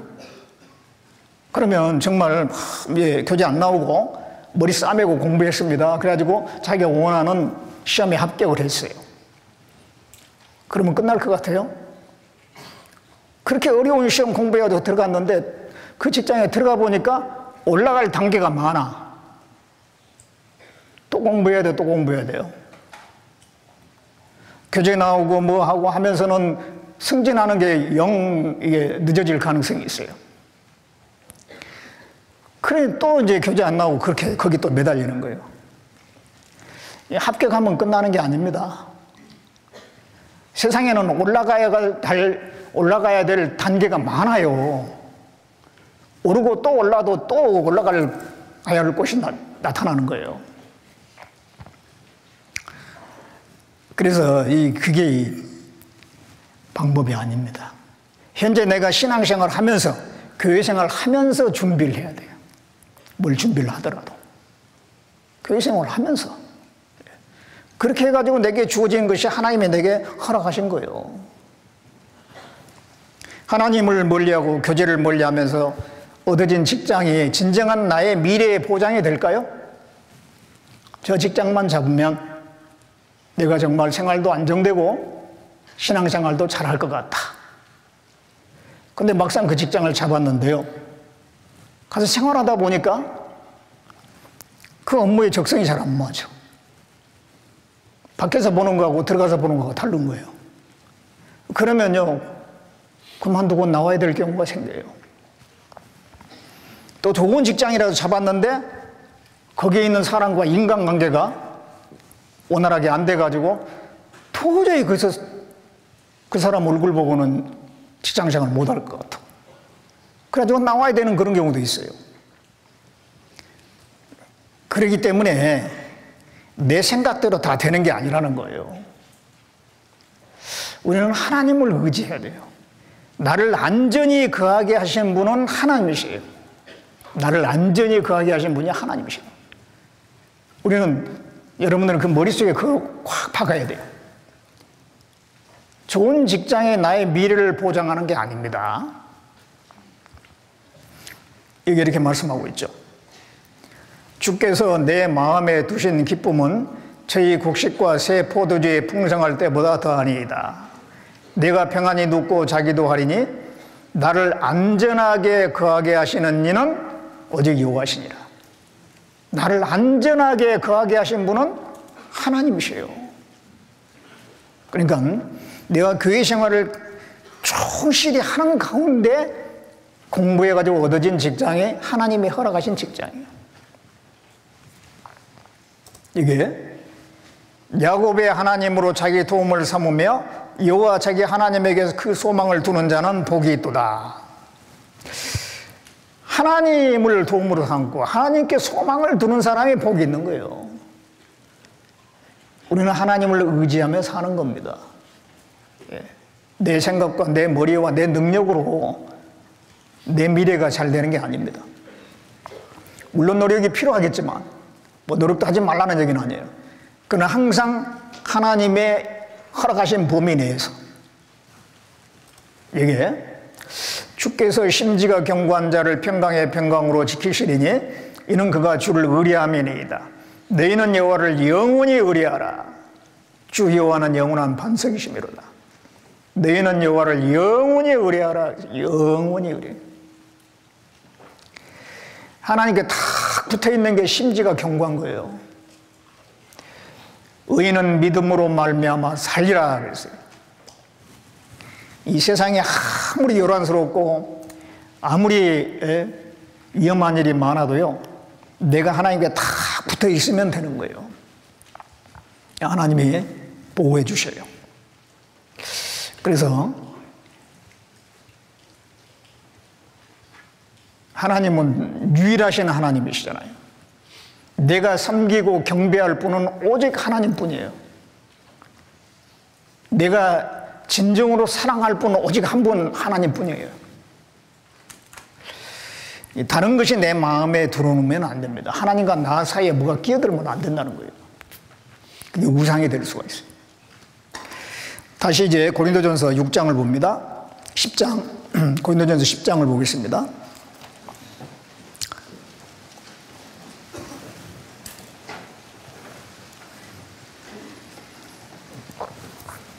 예, 10장 8절에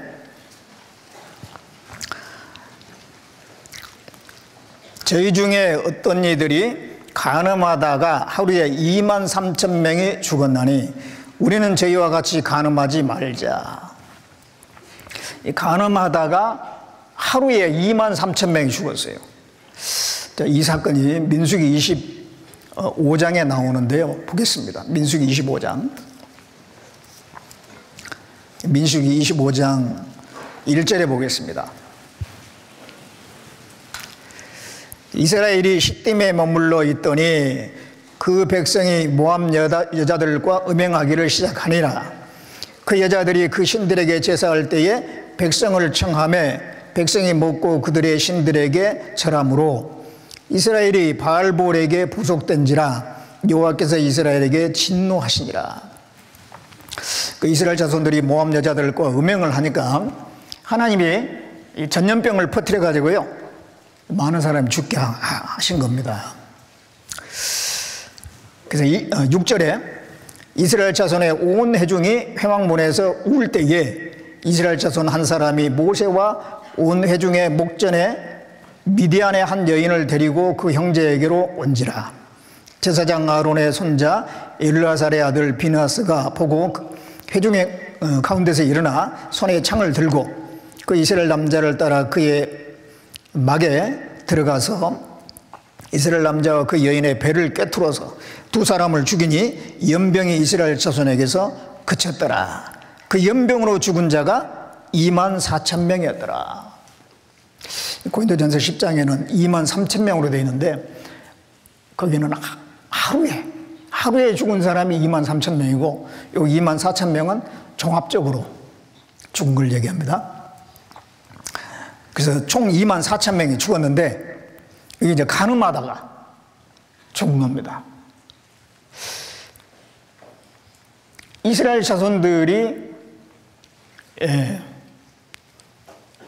이 많은 사람들이 이 간음에 동참한 것 같습니다. 여기에 대해서 하나님은 심판하고 있어요.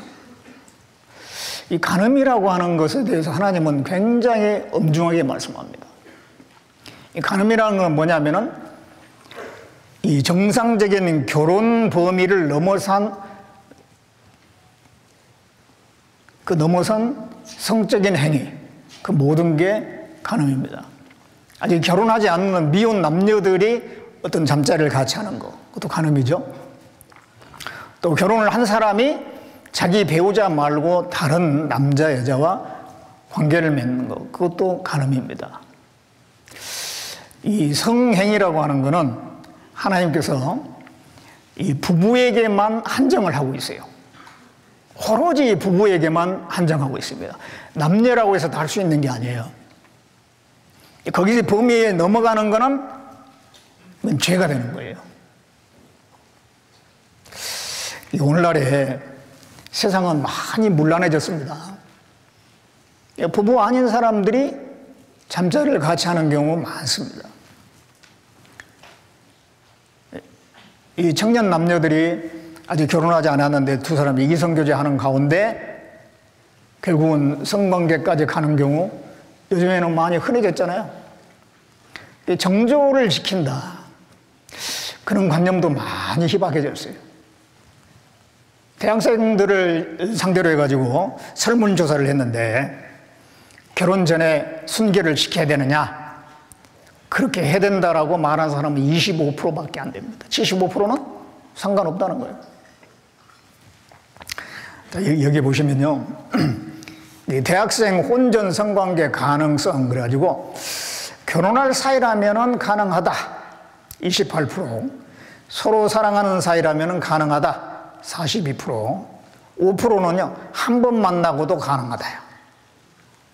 결국은 다 해서 75%가 가능하다. 25%만 혼전 순결은 지켜야 된다. 요즘의 사람들의 생각이 이래요. 20대 미혼 남녀 77%가 성경험이 있다. 23%는 피임조차 하지 않는다. 예.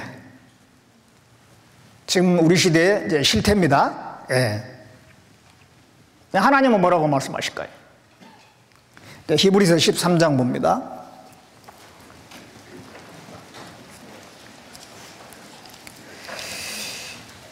예, 히브리서 13장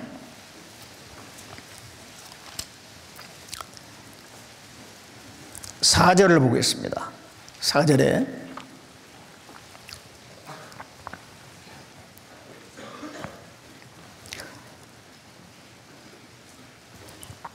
같이 읽어보겠습니다. 모든 사람은 혼인을 귀히 여기고 침소를 더럽히지 않게 하라. 음행하는 자들과 간음하는 자들을 하나님이 심판하시리라. 모든 사람은 혼인을 귀히 여기고, 혼인을 귀히 여겨라. 이거는 하나님의 마음입니다. 하나님은 혼인을 귀하게 생각하는 거예요. 남녀가 만나서 가정을 이루는 거는 공동체의 가장 기본 단위거든요. 이 가정이 잘 돼야지 나라도 잘 되고 사회도 잘 되고 교회도 잘 되고, 그 교회를 구성하는 공동체가 가족이잖아요. 가정. 그러니까 하나님은 이 남녀가 만나서 가정을 이루는 그 혼인을 귀하게 생각하는 거예요. 그래서 그 부부를 이루게 되면은 두 사람의 연합과 자손 번식을 위해서 성관계라고 하는 걸 허락을 했어요. 그런데 이게 침소를 더럽히지 않게 하라. 침소를 더럽히는 것이 뭐냐? 바로 뒤에 나오는 음행하는 자들과 간음하는 자들을 하나님 심판하시리라. 음행과 간음은 침소를 더럽히는 거예요. 그러니까 범위를 넘어선 거다 이 말이에요. 구약성경에 보면 옛 선조에 세운 지계석을 옮기지 말지니라 그런 말씀이 있어요. 옛 선조에 세운 지계석 옮기지 말라. 이스라엘 자손들이 가나안 땅 들어갔을 때 하나님의 뜻 가운데서 그 경계선을 지파와의 경계, 그리고 같은 지파 안에서도 사람들 간에 경계선이 있습니다. 땅의 경계선이 다 나눠져 있었어요. 그 지계석을 가지고 표시를 했는데 그 지계석을 몰래 옮겨버린 겁니다. 내 땅을 더 넓히기 위해서 몰래 옮겨버려요. 그럼 남의 땅을 침범하는 거잖아요. 그럼 남의 걸 훔치는 거예요. 그러지 말라는 거예요. 그런데 하나님이 정해놓은 지계표가 있는 것뿐만 아니라 국경도 있고 그러는데요. 인간관계에서도 하나님이 정해놓은 게 있어요. 이 성적 행위는 부부 안에서만 가능하도록 그 지계표를 정해놓은 겁니다. 근데 거기 넘어가면 안 되는 거예요. 넘어가면 안 돼요. 근데 오늘날에는 넘어가는 일이 너무 많은 거예요. 부부가 아닌 사람이 잠자리를 같이 하는 거고 넘어가는 겁니다. 그 지계표 하나님이 정해놓은 테두리를 넘어가 버리는 거예요. 그 침소를 더럽히는 겁니다. 그리고 남의 아내와 남의 남편과 불륜을 하는 경우 그게 다 이 지계표를 넘어가는 거예요. 가족 내에서 부모 자식 간에는 성관계가 성립되면 안 되잖아요. 오빠와 여동생, 남매 간에도 안 되잖아요. 그런데 오늘날에는 그런 일이 발생하고 이 뉴스에 그런 게 막 나오잖아요. 아버지가 친딸을 성폭행합니다. 남매지간에 그런 일들이 생깁니다. 별의별 일들이 다 생기고 있어요. 옛날에 이스라엘 자손들이 가나안 땅에 정복할 때가 있었잖아요. 그때 가나안 사람들이 그런 죄가 충만했다고 성경에 나와 있어요. 그래서 이스라엘 민족들이 정복한 그들을 다 정복해가지고 멸망시킨 게 다 하나님의 뜻이 있는 겁니다. 그 가나안 땅은 죄악으로 충만했어요. 특별히 성적으로 너무너무 문란했던 거예요. 오늘날에 그런데 우리나라 온 세계가 그런 일들이 많이 일어나고 있어요. 그게 다 하나님이 정하신 범위를 넘어서는 거고 침소를 더럽히는 거예요. 이게.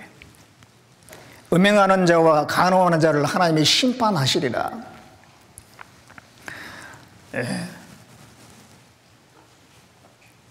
성경에도 그런 일들이 나오는데 느벤이라고 하는 야곱의 아들이 12아들이 있는데 그중에 느벤이 장자입니다.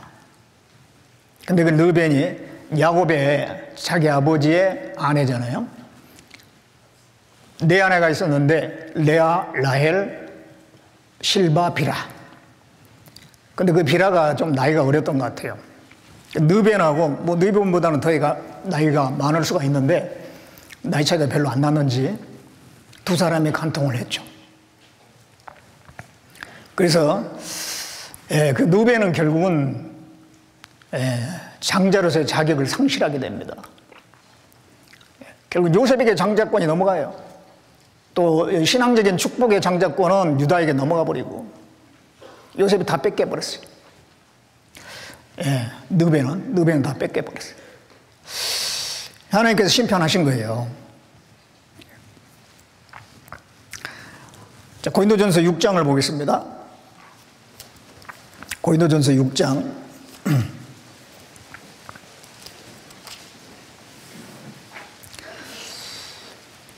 15절 보겠습니다.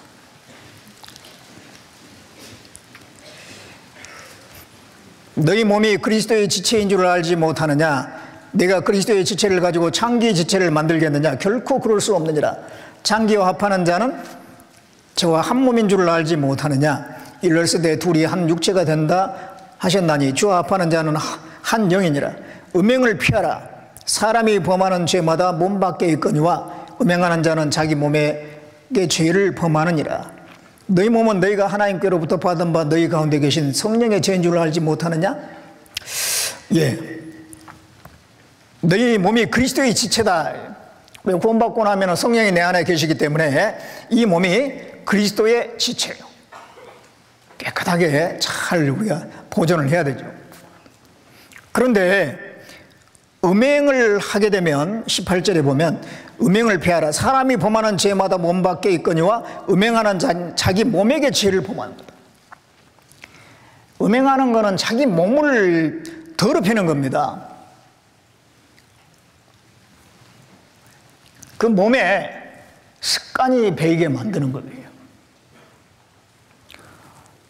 이 젊었을 때에 자기 몸 관리를 잘해야지, 예, 음행을 한다든가 그러면요, 이 몸이 망가집니다. 습관이 되는 겁니다. 결혼하기 전에요, 결혼하기 전에 여러 이성을 만나는 거죠. 그리고 성적 경험도 많이 한다 합시다. 그러면요, 결혼하고 나서 결혼 생활을 잘 할 것 같아요? 그 버릇이 또 나오게 돼 있어요. 한번 그 결혼하기 전에 그런 음행을 하게 되면 그게 몸에 다 각인이 되는 겁니다. 그 몸이 망가지는 거예요. 정신도 망가지고. 나중에 결혼 생활을 잘 하려고 해도 다시 또 이 습관이 나오는 거예요. 성경에도 그런 예가 있지 않습니까? 호세라고 하는 선지자에게 하나님이 너는 음란한 여자를 취해서 결혼을 해라. 예.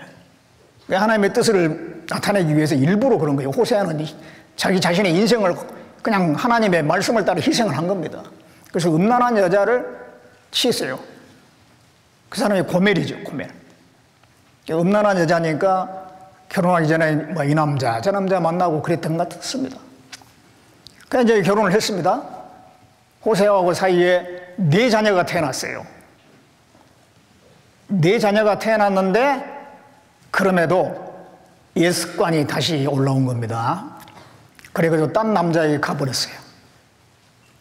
내 아이의 엄마인데도 불구하고 딴 남자에게 갔습니다.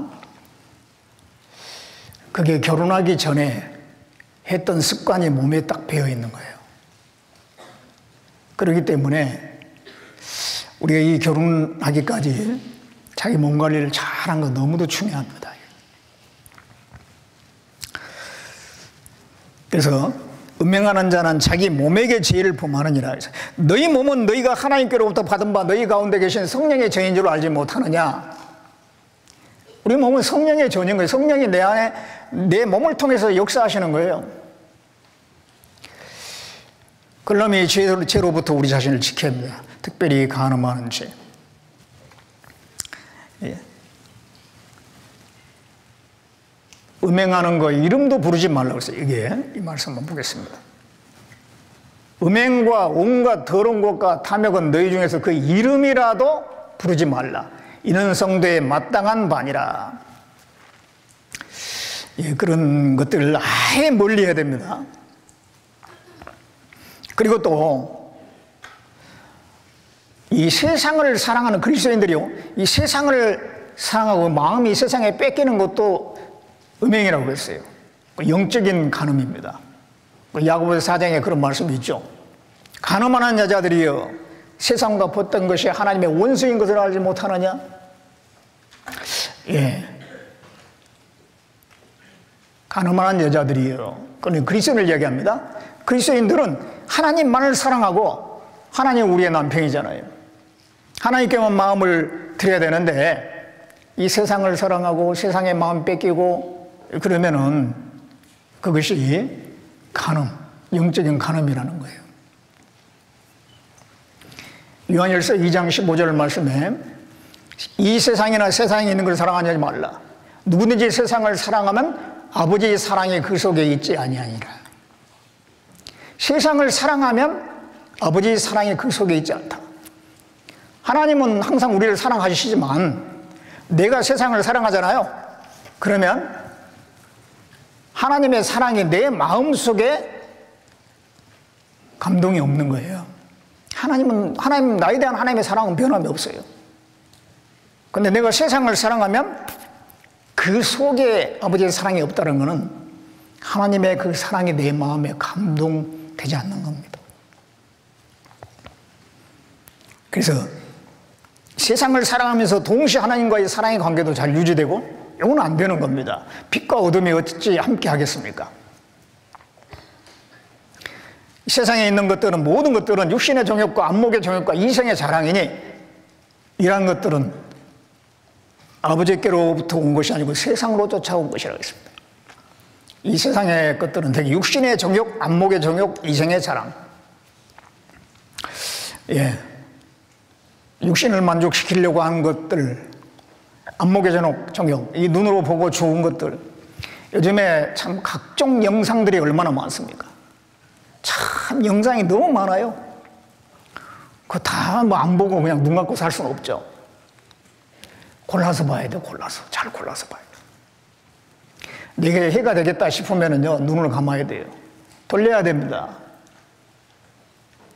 그걸 깊이 계속 바라보고 거기 깊이 빠지면은 내 마음을 약탈해 갑니다. 내 안에 있는 좋은 것들을 다 뺏어가요. 이게 오직 의롭게 행하는 자, 정직히 말하는 자, 토색한 재물을 가정히 여기는 자, 손을 흔들어 뇌물을 받지 아니한 자, 귀를 막아 피를 흘리라는 꾀를 듣지 아니한 자, 특별히 눈을 감아 악을 보지 아니하는 자, 그는 높은 곳에 거하리니. 높은 곳은 거룩한 곳입니다. 구별된 곳입니다. 하나님이 계신 곳입니다. 눈을 감아 악을 보지 아니한 사람이 하나님과 함께 거할 수 있다 이 말이에요. 어떤 경우는 눈을 감아야 될 때가 있습니다. 나는 비루한 것을 내 눈앞에 두지 아니할 것이요 배도자들의 행위를 미워하니 이것이 내게 붙잡지 아니하리이다. 비루한 것, 이 세상에 비루하고 천박하고 그런 것들이 너무 많은데 그걸 내 눈앞에 두지 아니할 것이요. 그걸 두게 되면 어떻게 되냐면 붙잡게 되는 게 그게 나에게 달라붙어요. 그걸 보게 되면은 그것이 나에게 달라붙는단 말이에요. 그걸 내 눈앞에 두지 아니함으로 붙잡지 않게 된다 이 말이에요. 예, 우리 보는 걸 정말 주의해야 됩니다. 뿐만 아니에요. 예, 우리 그리스도인들은 완전히 이렇게 이 사람을 완전히 종 삼는 것들이 있는데 그게 마약이나 술이나 게임 이런 거예요. 그 세상에 속한 거죠. 사람들이 근심과 걱정이 있고 스트레스가 심하고 그러니까 이거 뭐 해결할 방법이 없고 어쩌다가 술을 댔는데 알코올 중독이 되는 경우가 있고 계속 게임하다 보니까 게임 중독이 되는 사람이 있고 어쩌다가 마약을 한 번 했는데 그게 이제 바로 중독이 될 수가 있어요. 그런 것들은 다 중독 속에 있는 건데요. 이 중독성이 있는 거는 이제는 내 의지로 컨트롤이 안 되는 겁니다. 병원에 힘을 빌려가지고 치료하려고 해도 제대로 치료가 안 돼요. 알코올 중독도 치료 거의 안 됩니다. 마약 치료 안 됩니다. 한순간으로 인해서 그 사람의 인생이 망가지는 거예요. 그래서 여러분들 그런 걸 조심해야 됩니다. 그래서 자, 간음하지 말라 그랬는데 몸으로 간음하는 거 그것도 우리가 철저히 자신을 지켜야 되고 또 내 마음이 세상에 빠지는 것도 이게 간음이에요. 다시 고린도전서 10장을 봅니다. 10장 9절에 저희 중에 어떤 이들이 주를 시험하다가 뱀에게 멸망하였나니 우리는 저희와 같이 시험하지 말자. 시험하다가 뱀에게 멸망했다. 이 사건이 어디에 나오냐면은 예, 민수기 한번 보겠습니다. 민수기 21장.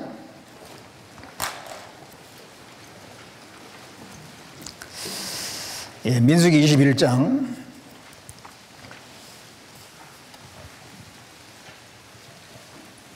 4절 보겠습니다. 4절부터 6절까지.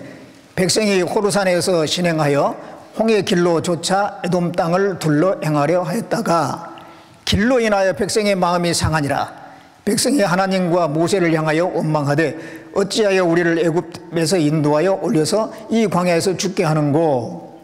이곳에는 식물도 없고 물도 없도다. 우리 마음이 이 박한 식물을 싫어하노라 하매 여호와께서 불뱀들을 백성 중에 보내어 백성을 물게 하심으로 이스라엘 백성 중에 죽은 자가 많은지라. 자, 이스라엘 백성들이 길이 너무 험하다고 불평하고 또 이제 음식에 대해서 물에 대해서 불평을 하지 않습니까? 근데 이때는 광야 생활을 처음 시작할 때가 아니고요. 이제 40년 정도 지나서 광야 생활 끝부분입니다. 그러면 그동안 이스라엘 백성들이 광야에서 많은 걸 경험했잖아요. 기적도 많이 경험하고 이제 하나님을 믿고 의지하고 기다릴 줄 아는 그런 믿음이 생겨야 되는데 또 어려우니까 불평하는 거예요. 근데 이걸 시험했다라고 고린도전서 10장에는 말씀했는데 이 시험하는 게 뭐냐면요. 하나님이 어떻게 하는가 이게 떠보는 거예요. 하나님을 시험하는 건 어떤 거냐면은 그릇된 방법으로 하나님의 능력을 알아보려고 하는 거. 그게 시험이거든요. 하나님 제가 지금 너무도 힘듭니다. 좀 저를 좀 불쌍히 여겨서 이 문제를 해결해 주십시오. 이렇게 간절히 구하는 게 아니라 하나님의 능력이 있잖아요. 왜 안 해주세요? 이런 식으로 대들듯이 대항하듯이 그렇게 해가지고 하나님의 능력을 알아보려고 하는 그게 시험입니다. 그게. 이스라엘 백성들은 그런 경우가 많이 있었어요. 여기에 이스라엘 자손의 온 회중이 여호와의 명령대로 신광야에서 떠나 그 노정대로 행하여 느비딘에서 장막을 쳤으나 백성이 마실 물이 없는지라. 백성이 모세와 다투어 가로되 우리에게 물을 주어 마시게 하라. 모세가 그들에게 이르되 너희가 어찌하여 나와 다투느냐 너희가 어찌하여 여호와를 시험하느냐. 예. 자, 우리를 애굽 땅에서 건져냈으면 하나님이 이거 당연히 물을 줘야지. 그런 식인 거예요. 그게 하나님이 시험하는 거였어요.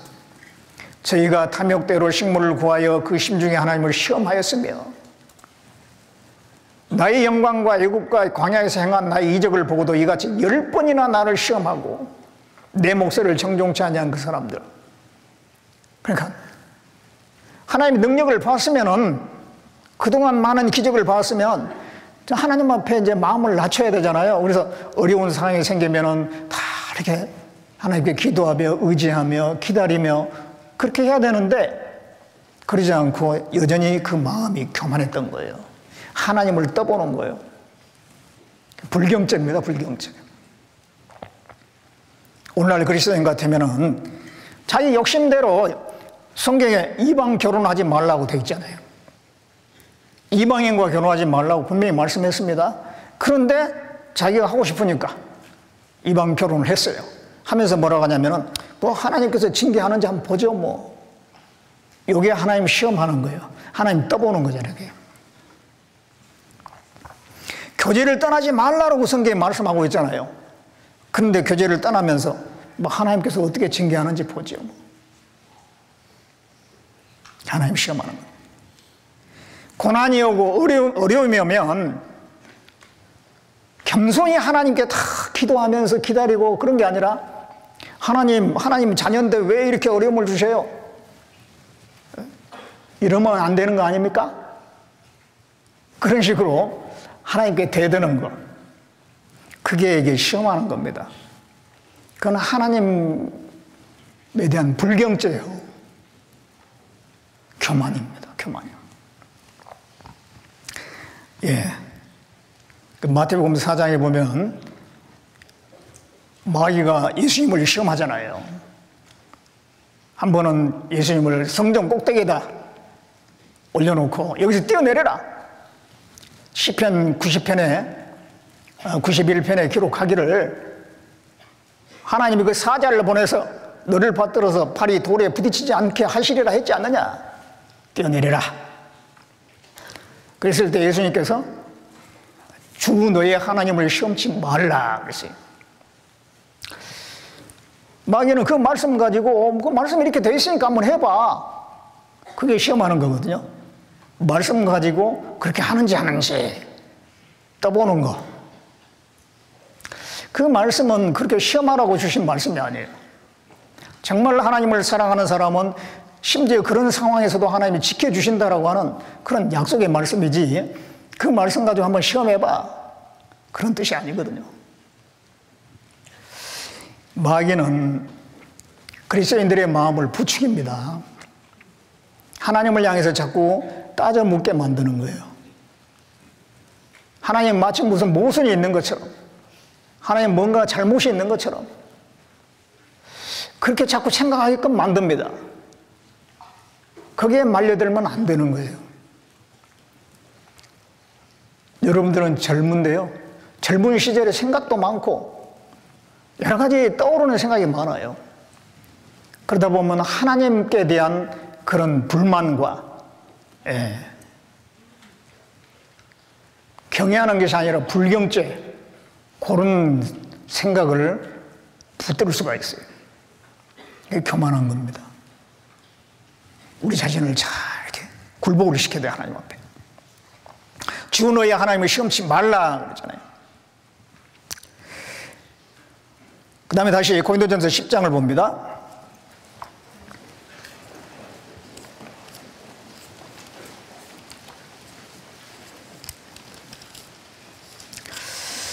고린도전서 10장 10절에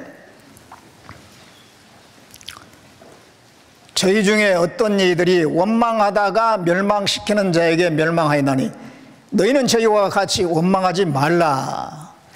원망하다가 많은 사람이 죽는 경우가 또 있었어요. 예. 민수기 14장에 보면은 이스라엘 자손들이 이제 가나안 땅에 들어가기 전에 정탐꾼 12명을 보내지 않습니까? 그 중에 10명은, 2명은 여호수아와 갈렙은 하나님 우리에게 주신 땅이니까 들어가서 취합시다 그러는데 10명은 그 땅이 좋긴 하지만 거기에 거인들이 있어가지고 우리가 들어가면 다 죽습니다. 우리는 메뚜기에 불과합니다. 그러니까 이 백성들이 이제 원망을 한 거예요. 우리를 가나안 땅, 애굽에서 건져내가지고 가나안 땅에 올리지도 못하려면서 다 죽게 되었다.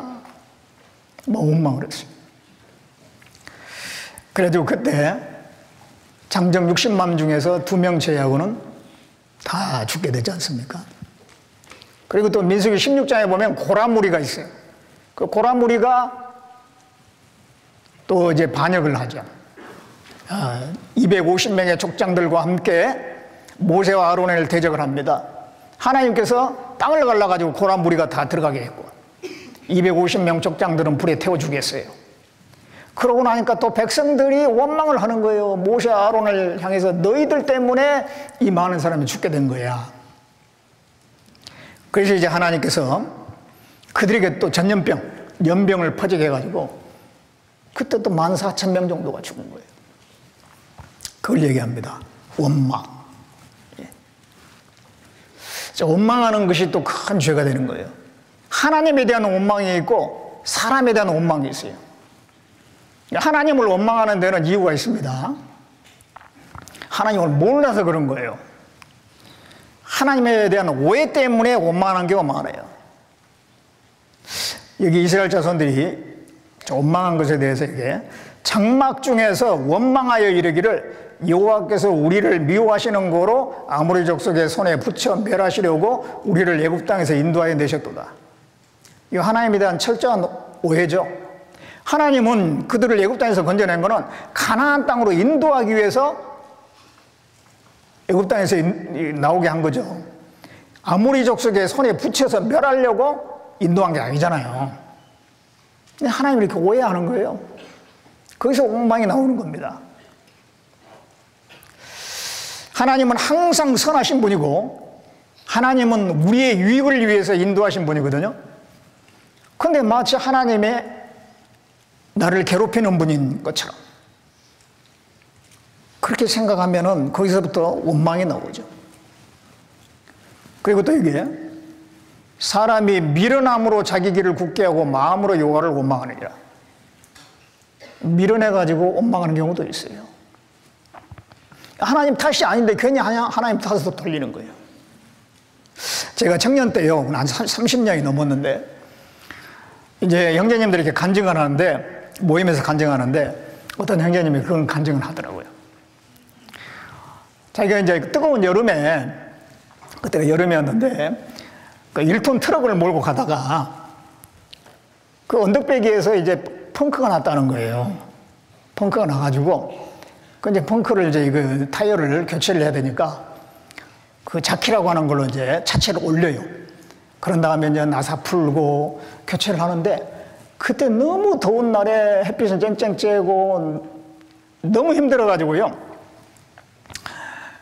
하나님 내게 도대체 왜 이러십니까? 그러면서 하나님에 대한 원망이 나왔다는 거예요. 그걸 이제 간증한 걸 제가 들은 기억이 있는데 제가 그거 들으면서 하나님하고 뭔 상관이 있지? 그런 생각을 했어요. 예, 그 펑크가 날 수 있잖아요. 그럼 이제 그거 뭐 나름대로 그 의미를 좀 생각해보고 자기한테 좋은 쪽으로 생각을 해야지 하나님 도대체 내게 왜 이러십니까? 그건 뭐 전혀 상관이 없는 것 같은데. 되게 사람들은 자기가 잘못해놓고 하나님을 원망하는 경우가 많아요. 자, 여기 말씀해요. 살아있는 사람은 자기 죄로 벌을 받나니 어찌 원망하랴. 살아있는 사람은 자기 죄로 벌을 받는 거예요. 어떤 분은 나이가 70이 됐는데 암에 걸렸어요. 그래가지고 왜 하필이면 다른 사람 암 안 걸린 사람도 많은데 내게 이렇게 암이 옵니까? 그러면서 하나님께 원망이 됐다는 거예요. 암이라고 하는 건 그동안 자기가 먹었던 것의 결과인데 자기가 먹었던 것의 결과거든요. 자기 삶이 그 암을 통해서 나타난 거거든요. 자기에게 책임이 있는 거예요. 다른 사람에게 하나님께 원망 돌릴 일이 아니라고. 그래서 하나님을 원망하면 안 됩니다. 하나님은 항상 선하신 분이에요. 사람을 원망하면 안 돼요. 부모님 내가 원하는 거 안 해줬다고 부모님 원망하면 됩니까? 형편이 안 되니까 못 해준 거예요. 부모님은 다 해주고 싶은 거예요. 또 형제자매 원망하면 안 돼요. 원망과 시비가 없이 하라. 원망 반대는 이 감사입니다. 우리 감사하는 마음을 가지려고 애를 써야 돼요. 범사에 감사하라고 그랬잖아요. 범사에. 어떤 사람은 작은 것으로 감사하는데 어떤 사람은 그 작은 것으로 불평을 하는 경우가 있어요. 여기에 이런 글이 있더라고요. 영국의 크렌치 감독의 시 중에서 그래가지고 어떤 사람은 자신이 가는 평탄한 길에 조그마한 구덩이만 있어도 하나님을 원망하고 사람을 원망한다. 또 어떤 사람은 자신이 가는 험하고 캄캄한 길에 조그마한 빛만 비춰도 하나님 주시는 자비로운 빛이라 하여 감사의 기도를 올린다. 화려한 궁전에 살면서도 생일한 왜 이리 괴로우며 기쁜 일은 하나도 없느냐고 얼굴을 찡그려 불평하는 사람이 있으며 조그마한 오두막집에 살면서도 우리를 지키시는 하나님 아버지의 한없는 은혜와 사랑을 진심으로 감사하는 사람이 있어요. 그러니까 환경의 문제가 아니라는 거예요. 마음의 문제인 겁니다. 여러분들 한 해를 살면서 올 한 해를 살면서 불평과 원망과 얼마나 했습니까? 청년의 안에 있으면서 어떤 문제 때문에, 어떤 형제 때문에, 어떤 자매 때문에 자꾸 이게 원망이 나오고 불평이 나왔다면 그거 돌이켜야 돼요. 진짜 그분들의 문제가 아니에요. 항상 내 문제입니다. 환경의 문제가 아니라 내 마음의 문제인 겁니다. 감사하는 습관을 들이는 게 필요해요. 불평하는 사람은 계속 불평이 습관이 됩니다. 감사하는 사람은 계속 감사하다 보면 그게 습관이 되고 그 인생이 바꿔지게 돼 있어요. 모든 인간관계가 좋아집니다. 자, 그래서 이 이스라엘 백성들이 광야 생활 가운데 지었던 그 네 가지 죄, 거기에 대해서 쭉 살펴봤는데요.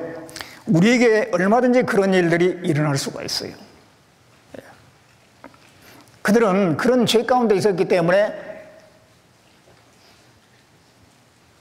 그 짧은 시간에 가나안 땅에 들어갈 수 있었지만은 38년 동안 헤매게 된 겁니다. 총 합해가지고 40년인데 그들이 벌로 더 연장된 기간은 38년이었어요. 그 38년 동안 계속 헛되이 시간을 보낸 겁니다. 마찬가지로 우리가 그런 버려야 될 것, 짓지 말아야 될 것, 이런 것들을 버리지 않고 계속 짓고 있다면 우리도 시간을 헛되이 보내게 될 겁니다. 허송세월을 보내게 되는 거예요.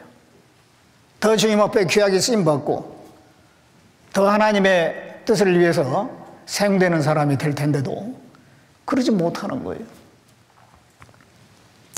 그래서 이제 새해를 앞두고 있는데 우리는 더 구별된 삶이 돼야 되겠습니다. 버릴 건 버려야 돼요.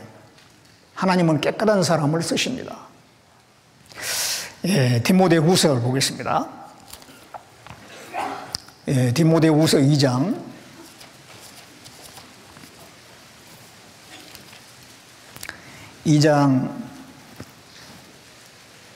21절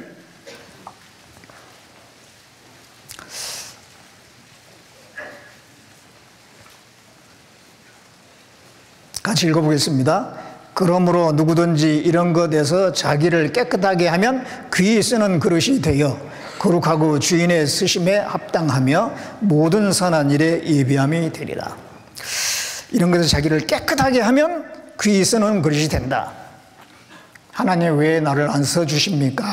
그럴 게 아니라 내가 얼마나 깨끗하게 버릴 건 버리고 정말 하나님 앞에 올바로 살고 있는가, 그걸 생각해야 되겠죠. 그래서 우리 그리스도인의 삶 속에 얼마든지 그런 죄가 들어올 수 있기 때문에 고린도전서 10장에 그렇게 이스라엘 민족을 통해서 우리에게 교훈하고 있는 거예요. 그래서 이 구별된 삶이 돼야 되겠습니다. 그리고 또 한 가지 이스라엘 민족을 통해서 배울 수 있는 것은 믿음 가운데 살아야 돼요. 믿음 가운데.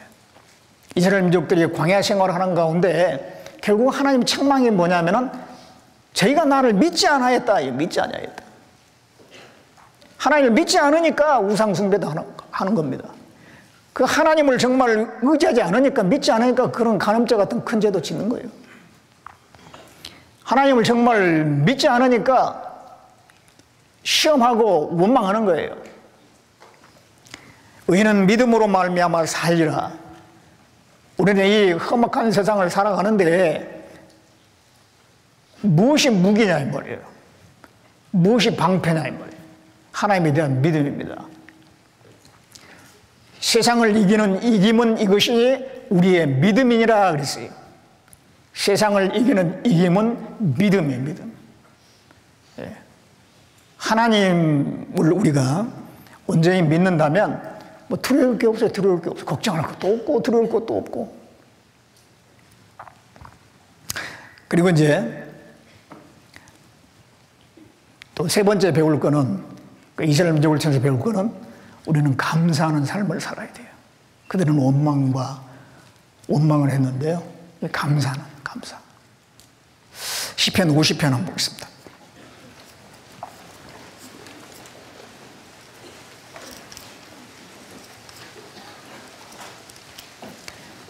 시편 50편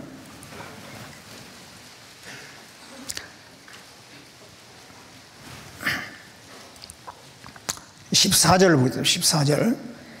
감사로 하나님께 제사를 드리며 지극히 높으신 자에게 내 소원을 갚으며. 이 감사로 하나님께 제사를 드리라. 감사. 또 23절에 같이 읽어보겠습니다.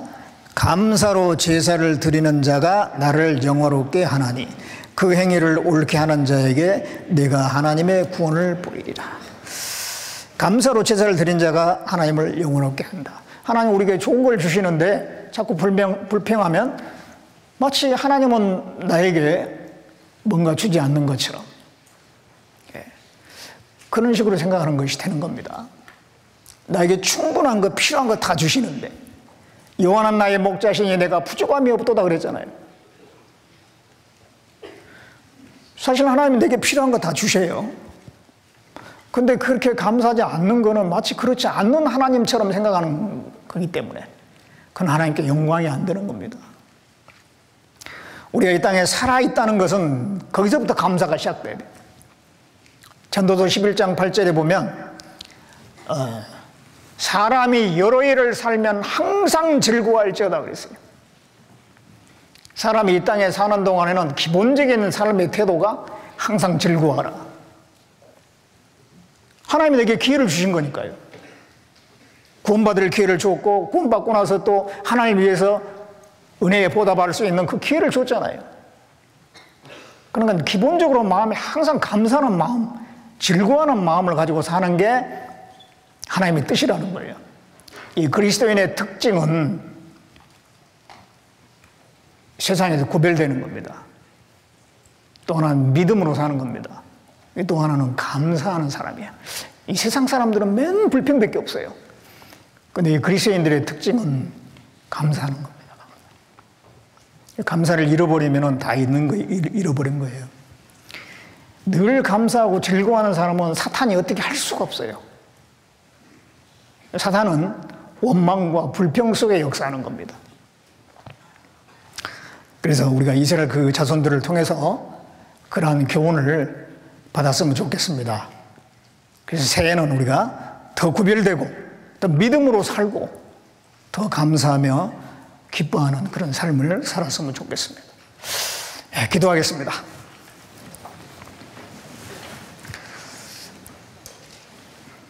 은혜롭고 자비로우신 우리 아버지 하나님, 우리를 구원해 주시고 늘 말씀으로 가르쳐 주시고 인도해 주신 거 감사를 드립니다. 우리 대학부 우리 형제 자매님들 한 분 한 분 하나님께서 일일이 주관하시고 침 삼킬 동안도 놓치지 않으시리라 합니다. 우리 형제 자매님들 이번 동계 수련회를 통해서 말씀과 교제를 통해서 또 신앙의 큰 성장이 될 수 있도록 도와주시고 버릴 건 버리고 또 마음의 다짐과 각오를 하는 가운데 새해를 또 힘있게 출발할 수 있도록 도와주시기 원합니다. 나머지 모든 일정도 주님께 의지합니다. 우리를 구원해 주신 예수님의 이름으로 기도드렸습니다. 아멘.